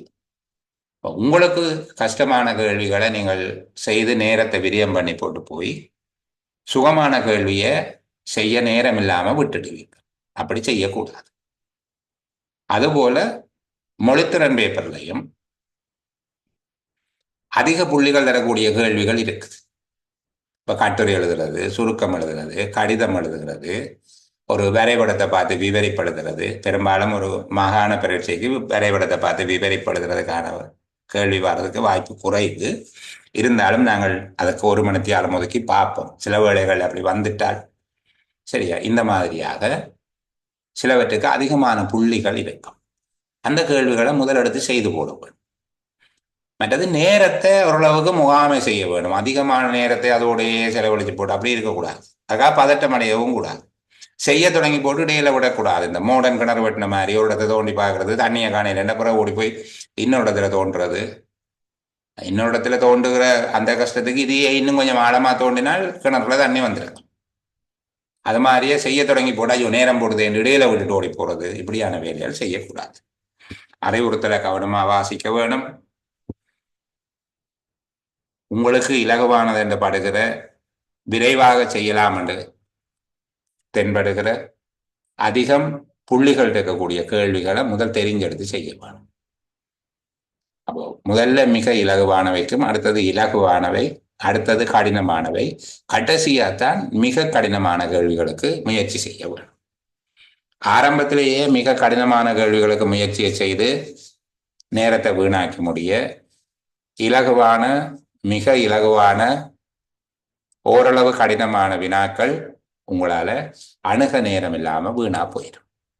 கவனமா இருக்கணும். மற்ற இந்த 5 நாளும் 7மான அளவுக்கு திரும்ப திரும்ப படிக்கும்.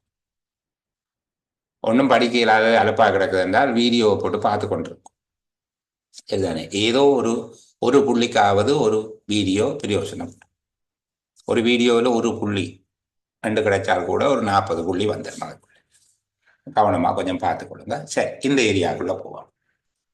16 தொடக்கம் 20 வரை உள்ள வினாக்கள் ஒவ்வொன்றிலும் புள்ளிக்கோடிட்ட இடத்தை நிரப்புவதற்கு பொருத்தமான சொல்லை தெரிவு செய்து அதன் இலக்கத்தை புள்ளிக்கோட்டின் மீது எழுதுக என்று சொல்லி. மனைவியை இழந்தவன். சகோதரன். 3 என்று சொல்லணும். 3 என்று எழுதும். தான் பிறந்த நாட்டை நேசிப்பவன். மூன்றாவது தேசாபிமானி. தேச அபிமானி. மனிதர்களை நேசிப்பவன்.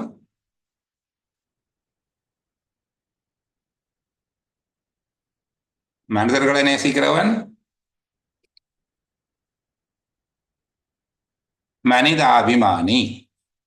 தேசத்தை நேசிக்கிறவன் தேச அபிமானி என்பது போல தேசம் சக அபிமானி, தேசாபிமானி. அதுபோல மனிதர்களை நேசிப்பவன் மனிதம் சக அபிமானி, மனிதாபிமானி என்று வரும்.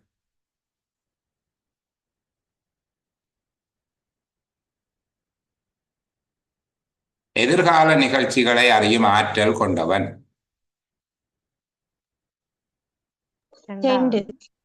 2 தீர்க்கதரிசி. மனதிலே நிகழும் எண்வகை சுவைகளையும் மற்றவர்களுக்கு புலப்படுமாறு தோற்றுவித்தல். முதலாவது மெய்ப்பாடு. இருபொருள் அமைய தொகுத்து கூறுவது. மூன்றாவது 3 சில எடை. இந்த இடத்துல வச்சுக்கொண்டு பிள்ளைகளுக்கு சில விடயங்கள் சொல்லித்தர வேண்டும். சரிதானே? அப்ப சில எடை என்று சொன்னால் அதுக்கு 2 விதமாக பொருள் சொல்லக்கூடியதாக இருக்கும். இந்த ஒரு படத்துல வடிவேலுக்கு சொல்லுவாரு மாமா மன்னா என்று சொல்லி, மாமா மன்னா என்பது போல ஒரு சொல்லுக்கு நேரடியா அறிவில்லாதவன். சரி, அறிவில்லாதவன் இது சில எடை.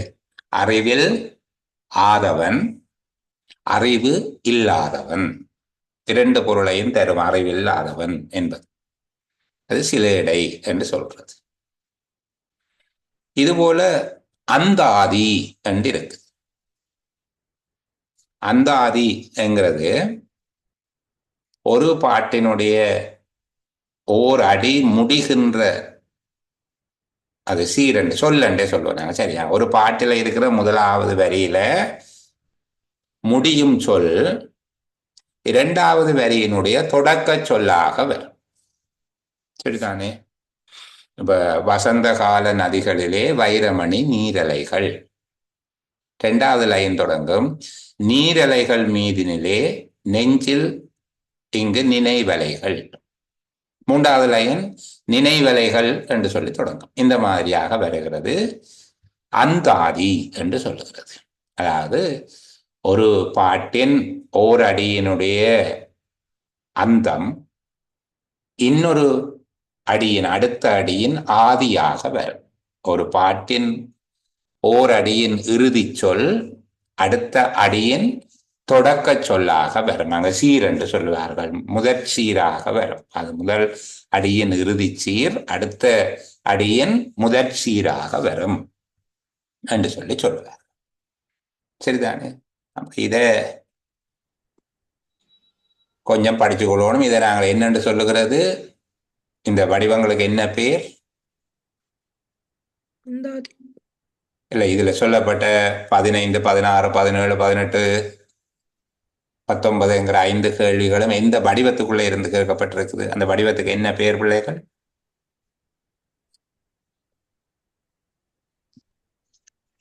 தொடர்மொழிக்கு ஒரு மொழி. என்ன? தொடர்மொழிக்கு ஒரு மொழி. அதாவது ஒரு விடயத்தை விவரித்து கூறுவதற்கு பதிலாக ஒரு வார்த்தையில் கூறுவது. ஒரு நேரத்தில் 100 விடயங்களை அவதானிக்க கூடியவன் என்று விவரித்து கூறுவதை ஒரு தனி வார்த்தையில் எப்படி சொல்றது? ஒரே நேரத்தில் 100 விடயங்களை அவதானிக்க கூடியவர் என்பதை ஒரு வார்த்தையில் எப்படி சொல்றோம் நாங்கள்? சதமா?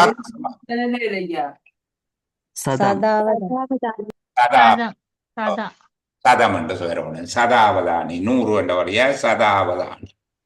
ஏன்னா 10 வந்தா தசாவதானி, 8 வந்தால் அட்டாவதானி. இந்த மாதிரியாக இதை நாங்கள் சொல்லுகிறது தொடர்மொழிக்கு ஒரு மொழி. அப்ப இதுல 5 கேள்வி இருக்கு பாருங்க. தொடர்மொழிக்கு ஒரு மொழி. அதை பார்த்து கொள்ளுவோம். இந்த மாதிரி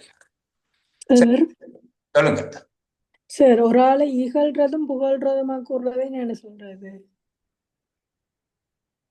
அது சொல்லுகிறேன், ஞாபகம் வரையில உடனே சொல்லுகிறேன்னா, சரி. என்னென்ன இகழ்வது போல புகழ்தல் அல்லது புகழ்றது போல இகழ்தல் என்று சொல்லி 2 வடிவம் இருக்குது. நீங்க கேட்ட உடனே அந்த வார்த்தை ஞாபகம் வரையில நான் அவசியம் சொல்லுவேன். அடுத்த பார்த்து கொண்டு கேட்க சொல்றேன். சார், வஞ்ச புகழ்ச்சின்றது என்னது? புகழ்வது போல இகழ்வது. Great great. அதுதான் உடனே ஞாபகம் வரையில். வஞ்ச புகழ்ச்சி. வஞ்ச புகழ்ச்சி என்பது உன்னை போல ஒரு அறிவாளியை நான் கண்டதே இல்லையாப்பா என்று சொல்றது. சரிதான். சில பேர் நாங்கள் ஒரு ஆளை பார்த்து ரொம்ப மோடியாவே இருப்பார். ஒரு கேள்வியும் கேட்டா வேற என்னமோ எல்லாம் சொல்லுகிறான். உன்னை போல ஒரு அறிவாளி எனக்கு ஃப்ரெண்டா கிடைச்சதுக்கு நான் கொடுத்து வச்சிருக்கவன் என்று சொல்லுகிறது. இதை சொல்லுகிறது வஞ்ச புகழ்ச்சி. இந்த உருவங்கள் சம்பந்தமாக கொஞ்சம் பார்ப்போம். ஏற்கனவே பார்த்த இடங்கள்ல சிலது இருக்குது பிள்ளைகள், கொஞ்சம் பார்த்து கொள்ளுங்க. இந்த உருவங்கள்ல 21 இருந்து 25 வரை இருக்கக்கூடிய 5 உருவங்கள், ஒவ்வொரு கேள்வியில இருக்கிற 5 உருவங்கள்ல ஒரு உருவம் ஏதோ ஒரு விதமாக மற்றதுல இருந்து வேறுபட்டது. அந்த உருவத்துக்குரிய இலக்கத்தை எழுதுங்கோ என்று சொல்லி இருக்கிறாங்க. முதலாவதுல 5வது என்ன வேறுபாடம்மா? பட் அந்த ஒவ்வொன்றுகளையும் ஒவ்வொன்று இருக்குது. இது அதுக்கு மேல இருக்குது. மற்றது எல்லாம் ஒன்றுக்குள்ள ஒன்று செருகுப்பட்டு நிக்குது. ஒன்றுக்கு மேல நிக்குது. இது 2ம் பக்கத்துல பக்கத்திலேயாக நிக்குது. 5வது. இதுக்கு சரி 5வது. அடுத்தது 22வது. 2வது. ஏன்? நடுவால பிரிச்சிருக்கணும் ஃபுல்லா. இது முக்கோணமா பிரிச்சிருக்கணும். ஒரு மூலையில இருந்து விரிவட்டு. அதுல இருக்கக்கூடிய அந்த 2 உருவங்களும் சில இயல்புகள் மாறினாலும் ஒரே பண்பு கொண்டவை. இப்ப முதலாவதுல பாருங்க, முதலாவது உருவமும் 4 பக்கம் உள்ளது, அடுத்தது 4 பக்கம் உள்ளது. அது என்ன சொல்றாங்க? சரிவகமா. இணைகரம் இல்லாவிட்டாலும் ஒரு 2 சரிவகங்கள். ஆனா இங்க ஒரு சரிவகமும் ஒரு முக்கோணமும் இருக்கு. என்ன, மற்றது 4மே சரிவகங்களாலே ஆனது. அப்ப நாங்க இதுல 2வது இந்த உருவத்தை சொல்லலாம். அடுத்தது 3வது. அது மற்றவை எல்லாம் மையத்துல இருந்து விளிம்புக்கு தொடர்பு இருக்குது. இது மட்டும் 2 விளிம்பையும் தொடர்புபடுத்துறதாக இருக்கு. 24வது 5வது ஏன் 5வது? 4ஆ பிரிச்சிருக்கணும். 4ஆக பிரிச்சிருக்கணும். மற்றது எல்லாமே அங்க சமமா பிரிக்கப்பட்டிருக்குது. இதுவும் 4ஆ தான் பிரிச்சிருக்கணும், ஆனால் சமமா பிரிக்கப்படும் இல்லையா? அதை விட ஒரே உருவங்களாக பிரிச்சிருக்காங்க. இங்க 3 முக்கோணங்களும் ஒரு நாற்பக்கலும் இருக்குது. ஆகவே இது தெளிவா 5வது சரியான விடை. அடுத்தது 3வது எத்தனையாவது? 3வது என்கிட்ட எல்லாம் அந்த மூலை விட்டதால பிரிச்சிருக்கணும். மூலவிட்டங்களை கூட பிரிச்சிருக்கிறாங்க. இப்படியான கேள்விகள் வராதென்று யோசிக்காதீங்க பிள்ளைகள். அது இலகுவான கேள்விகளும் தருவினம், எண் தொடர்கள் எல்லாம் தருவினம். சரிதானே? அதுவும் குறிப்பாக எங்களோட வடக்கு மாகாணம் பேப்பர் செட் பண்ணிகளை எண் தொடரை எல்லாம் விட்டுட்டு செட் பண்ண மாட்டாங்க. ஆனால் நீங்கள் கவனமா செய்யணும். அதை கண்ட உடனே சரி வந்துடுது என்று சொல்லி அவசரப்பட்டு பிழைக்க விட்டாம செய்தீங்கன்னா சரி. இந்த மணிக்கூட்டு கணக்கு ஒன்று தேடி தெரிஞ்சுன்னா இதுல இருக்குது, அதை பிள்ளைகளுக்கு செய்து விடுறேன்.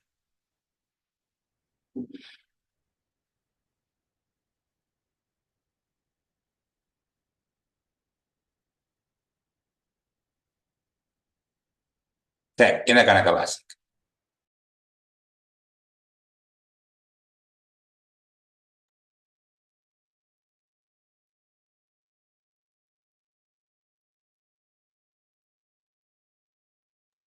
சாரி, மெக்கானி பாடி போட்டு கதைக்கு கொண்டு வந்துட்டேன். இப்ப இதை வாசிங்க பிள்ளைகள்.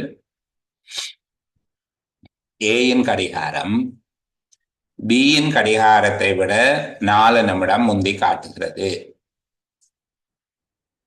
பியின் கடிகாரம் டியின் கடிகாரத்திலும் 5 நிமிடம் பிந்தி காட்டுகிறது.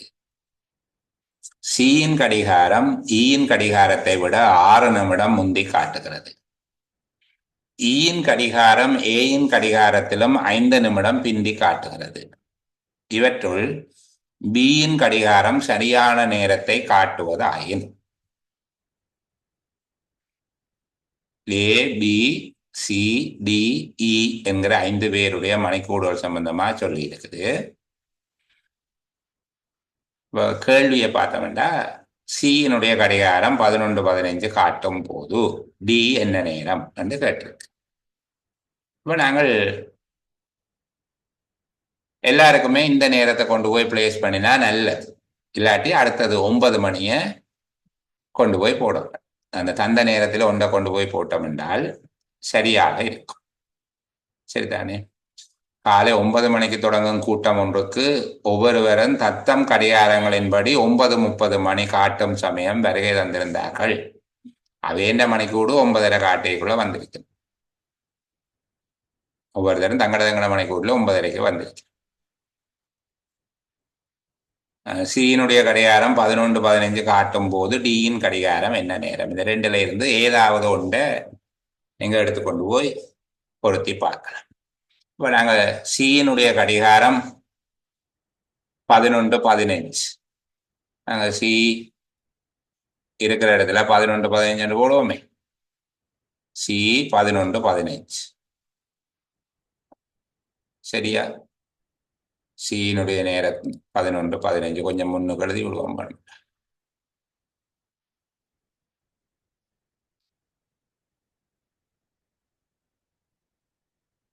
சியின் கடிகாரம்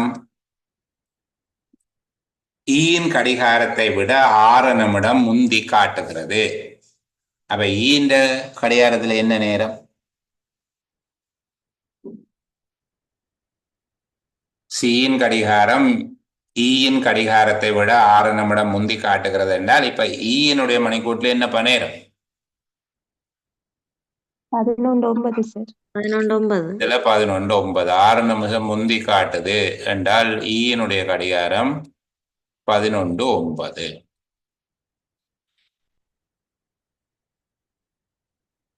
அடுத்தது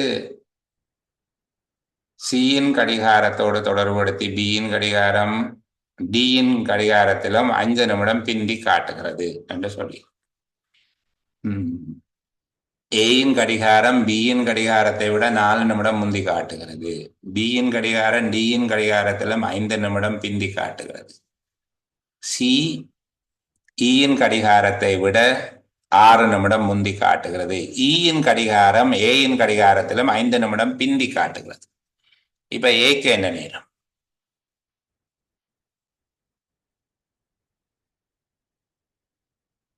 ஈயின் கடிகாரம் ஏயின் கடிகாரத்திலும் 5 நிமிடம் பிந்தி காட்டுகிறது என்றால் இப்ப ஏயினுடைய மணிக்கூட்டில் என்ன நேரம்?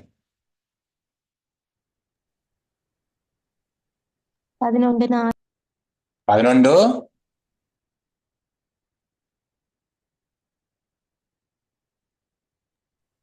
11 11:14. 11:14. ஏயினுடைய நேரம் 11:14. ஏயை விட 5 நிமிஷம் குறைய காட்டணும். பிந்தி காட்டுகிறதுனா குறைய காட்டும். ஏயின் கடிகாரம் பியின் கடிகாரத்தை விட 4 நிமிடம் முந்தி காட்டுகிறது.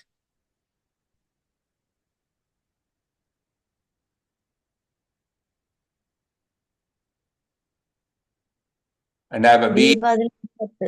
11:10. 11:10 என்ன? டியின் கடிகாரத்திலும் 5 நிமிடம் பிந்தி காட்டுகிறது. இப்ப டி 11:15. அப்ப சியும் டியும் ஒரே நேரம் தான் காட்ட போயிடும். சியும் டியும் 11:15. இதை வச்சுக்கொண்டு நாங்க பார்க்கிறோம் பியினுடைய நேரம் தான் சரியானது என்று சொல்லி இருக்கு. பியினுடைய நேரம் தான் சரியானது. சியின் கடிகாரம் 11:15 காட்டும் போது டியின் கடிகாரம் என்ன நேரம் காட்டும் என்று சொல்லி கேட்டிருக்காங்க. சியின் டியும் ஒரே நேரம் தானே இருப்பினும் அவரை 11:15 தான் காட்டும். அடுத்தது 9:30 என்று சொல்லி சொன்னா ஒவ்வொரு தரம் தங்கட நேரத்துக்கு 9:30 வரைக்குள்ளதான் உள்ள போயிருப்பினோம். இதுல யார் முதல் போயிருப்பார்? யாருக்கு 9:30 முதல் வந்திருக்கும்?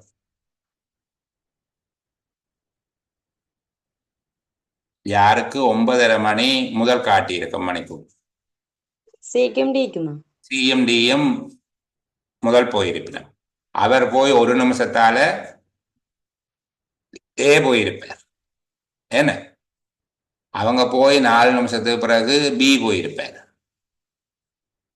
பி போய் 1 நிமிடத்துக்கு பிறகு இ போயிருப்பார். ஆக கடைசியா போனவர் இ ஆக இருப்பார். முதல் போனவர் சிஎம் டியும் முதலாவதா போயிருப்பார். சரியா? இந்த முந்தி பிந்தி என்கிறத தவற விடக்கூடாது.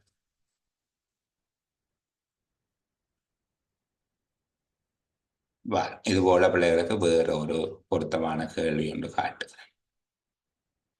இந்த மொழி சார்ந்து கொஞ்சம் பார்த்தா நல்லது என்று சொல்லி அபிப்பிராயம் இருந்தது எனக்கு. பிள்ளைகளுக்கு அப்படி கொஞ்சம் கேள்வி காட்டு.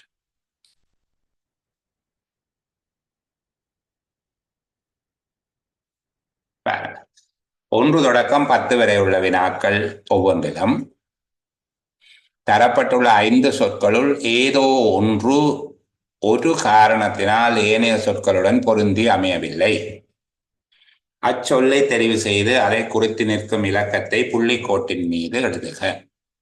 இப்ப இங்க கவனிங்க, இது வெறுமனே மொழி சார்ந்ததாக மட்டும் இருக்காது. ஒரு ஐக்கியூ பேப்பர்லையும் இந்த மாதிரி கேள்விகள் வரலாம். சரிதானே? அது ஒரு இலக்கண தொடர்போ இந்த மாதிரியான இல்லாம வேறு சில தர்க்க ரீதியான தொடர்புள்ளதுகளும் இதுக்குள்ள வரும். இப்ப உதாரணமா பாருங்க, முதலாவது வருத்தம், பொருத்தம், விருத்தம், மித்திரம், அருத்தம். 4வது எல்லாமே இங்க பொருள் உள்ள சொற்கள். எல்லாமே இங்க பொருள் உள்ள சொற்கள் தான். இங்க நாங்கள் இதனுடைய எதுகை என்ன? எதுகை தான் 2வது எழுத்து ஒன்றி வர தொடுப்பது. எதுகை தொடர்பாக பார்க்கிறோம். மறுபடி எல்லாமே ஒரே மாதிரி இருக்கு. கருத்து இருக்குது, 5 எழுத்துக்கள் அமைந்திருக்குது, எல்லாம் சரி. அப்ப நாங்கள் மித்திரம் என்கிற 4வது சொல்ல எடுத்துக்கொள்வோம்.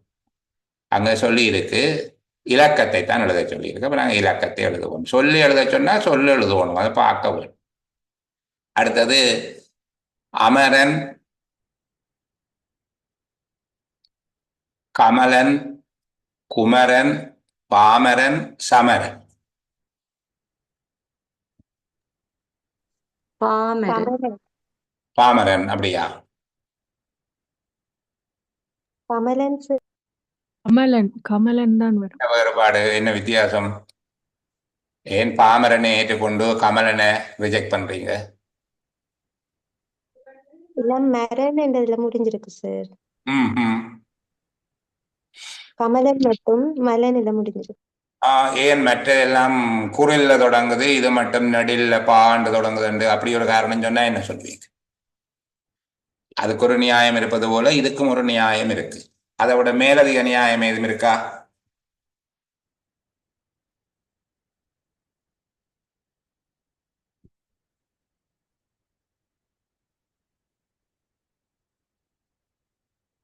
இரண்டாவது நியாயம், எதுக்கு நியாயம் கூட இருக்கோ அதைத்தானே நாங்கள் விடையாக எடுக்கோம். என்ன இப்ப நாங்க பார்க்கிறோம், இங்க கமலன் என்பது ஒரு நபரை குறிப்பதாக இருக்கும். ஆனால் ஏனையவை அப்படி அல்ல, அது ஒரு பொதுமைப்படுத்தப்பட்டதாக இருக்கும். இப்போ சமர் புரிபவன், அறிவில்லாமல் இருக்கிறவன், இளமையானவன், தேவர். அமரர்கள் என்பது தேவர், அமரன் என்றால் தேவர். இந்த மாதிரியான ஒரு குழுவுக்குரிய ஒருவரை குறிப்பதற்கான பெயராக இருக்கு. அப்ப அதனால கமலன் என்பதை நீக்கிறது தான் நல்லது. சரி, அடுத்தது வக்கிரம், பாக்கியம், விக்கிரமன், சுக்கிரன், யோக்கியன்.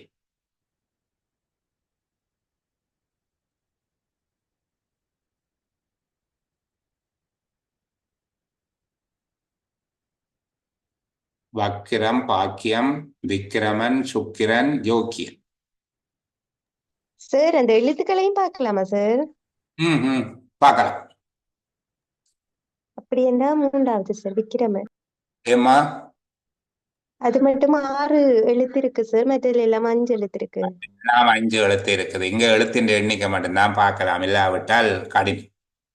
சரிதானே? இதுக்கு எழுத்தின் எண்ணிக்கை தான் பார்க்க வேணும்.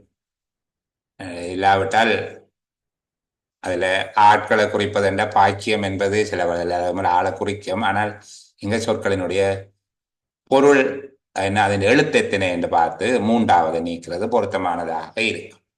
அடுத்தது பாருங்க, நான்காவது. அஞ்சாவது. ஏன்?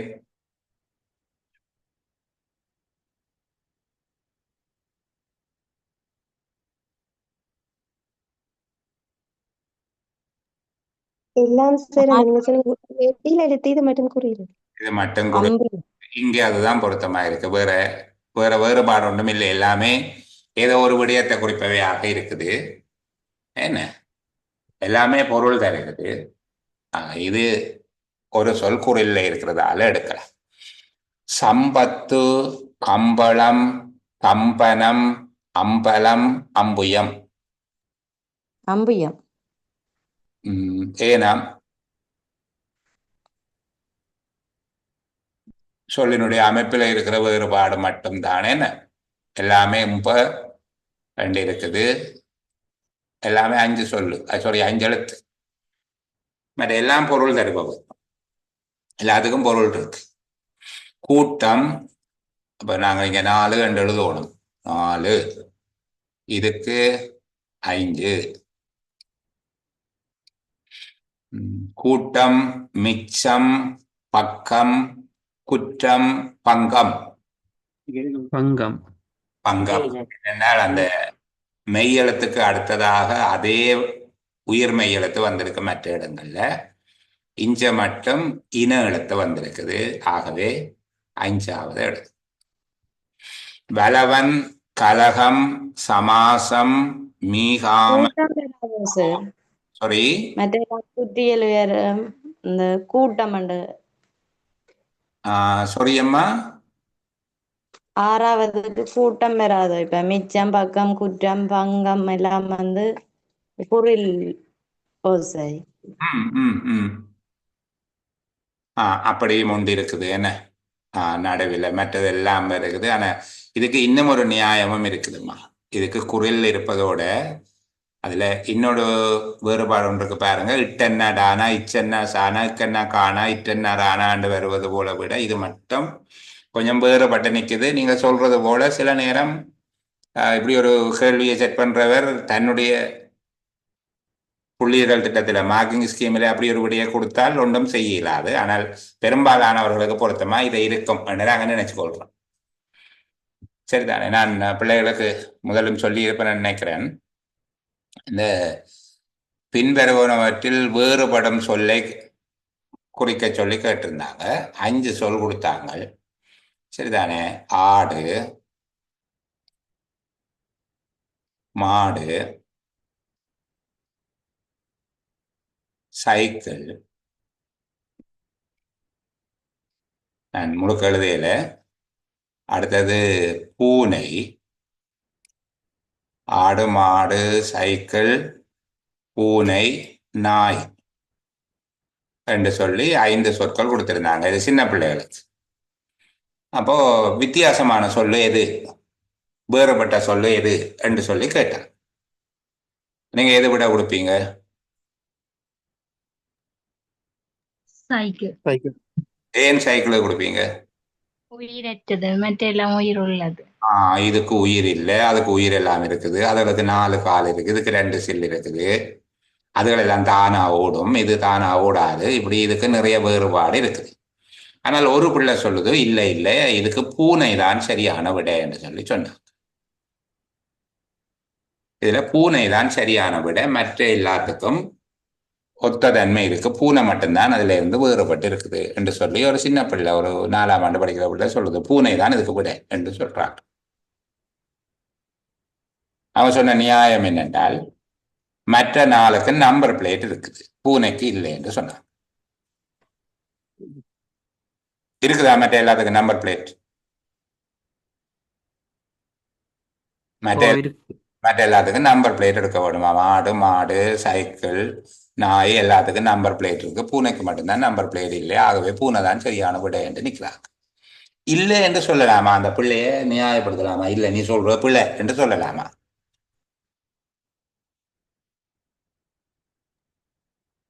அந்த விட பிழை அல்ல. ஆனால் இதை விட திருத்தமான விடைக்கு போறதுக்கு நாங்கள் சொல்ல வேணும், இது ஒரு வேறுபட்ட இயல்பு தான். ஆனால் சைக்கிள் மற்றவர்களோட ஒப்படைகள் அது இந்த நியாயம் கூட இருக்கு. இப்ப நாங்கள் இதுக்கு 4 கால், அதுக்கு 2 சில்லு, இதுக்கு உயிர் இருக்குது, அதுக்கு சைக்கிளுக்கு உயிர் இல்லை, அது தானாக ஓடாது, இதுகள் தானாக ஓடும். இப்படி அதுக்கு நிறைய நியாயங்கள் இருக்கிறதால நாங்கள் பூனையை விட சைக்கிள் பொருத்தமான விட என்று சொல்லலாமே தவிர பூனை பிழையான விடை என்று சொல்லிடலாம். பூனை பிள்ளையான விடை என்று சொன்னா அந்த பிள்ளையை சிந்திக்காத என்று சொல்லி சொல்லுகிற மாதிரியாக இருக்கும். நீ சிந்திக்கவே கூடாது, நான் சொல்றதை எழுது என்று சொல்லி அந்த பிள்ளை சரியா சிந்திக்குது. அதுக்கு ஒரு மிகுந்த வல்லமை, மற்றவர்கள் பார்க்க முடியாத சில விடயங்களை அந்த பிள்ளையை பார்க்குது. சரிதானே? அதுபோல இந்த பேப்பரை செட் பண்றவருக்கும் அந்த மாதிரியான சில திட்டங்கள் இருக்கலாம். அப்படின்னு நடந்திருக்கு பிள்ளைகள். சரிதானே? ஒருவர் ஒரு விடத்தாள செட் பண்றாரு, எஸ்எல்எஸ் பேப்பர், சமையலறை, படுக்கையறை, சுவாமியறை, முற்றம், கூரை. நீங்க எது கீறுவீங்க? முற்றம் என்பதுக்கு கீறுவீங்க. அவர் கூரை என்பதுதான் விடையாக கொடுத்தார். அவர் கொடுத்தது கூரை என்பது. ஏனென்றா இது எல்லாம் ஒரு இடத்தை பர்டிகுலரா சொல்லுதான். கூரை ஒரு 4-5 இடத்துக்கு பொதுவாக கொமனாக இருக்குது என்று சொல்லி அவர் விடைய கூரை தான் கொடுத்தார். நாங்கள் இதெல்லாம் வீட்டோட சேர்ந்தது, முற்றம் வீட்டோட சேராததுன்னு யோசிப்போம். இப்ப இது 2 விடையுமே சரிதான். அப்படியான சில வேறுபாடுகள் வரும் பிள்ளைகள். அதை பற்றி யோசிக்காதீங்க. நீங்க 95 எடுத்தா பாஸ் தானே, ஏன்னா 5 போனா போட்டும் விடுங்க. சரி, இதுல என்ன போட்டு செய்ய போறீங்க? 7ஆவதுல 4வது சார். ஏன் 4வது? அந்த குறியில நெடிலும் பார்க்கலாம் சார். அடுத்து அந்த 1வது எழுத்தும் 3வது எழுத்தும் ஒரே எழுத்து வருது சார். 3ஆம் எழுத்தும் ஒன்றாக இருக்கிறது மற்ற எல்லாத்துலயும். இதுதான் முக்கியம். இந்த இடத்துல அவதானி. சரியா? இங்கே அப்படி இல்லை. மீகா மீன் என்று வந்திருந்தா அவ்வளவுதான். மிகாமன் என்று வந்தபடியால 4வது கண்டு போட்டு. அடுத்தது படிகம், அடிகள், நடிகன், தடிகள், விடிதல்.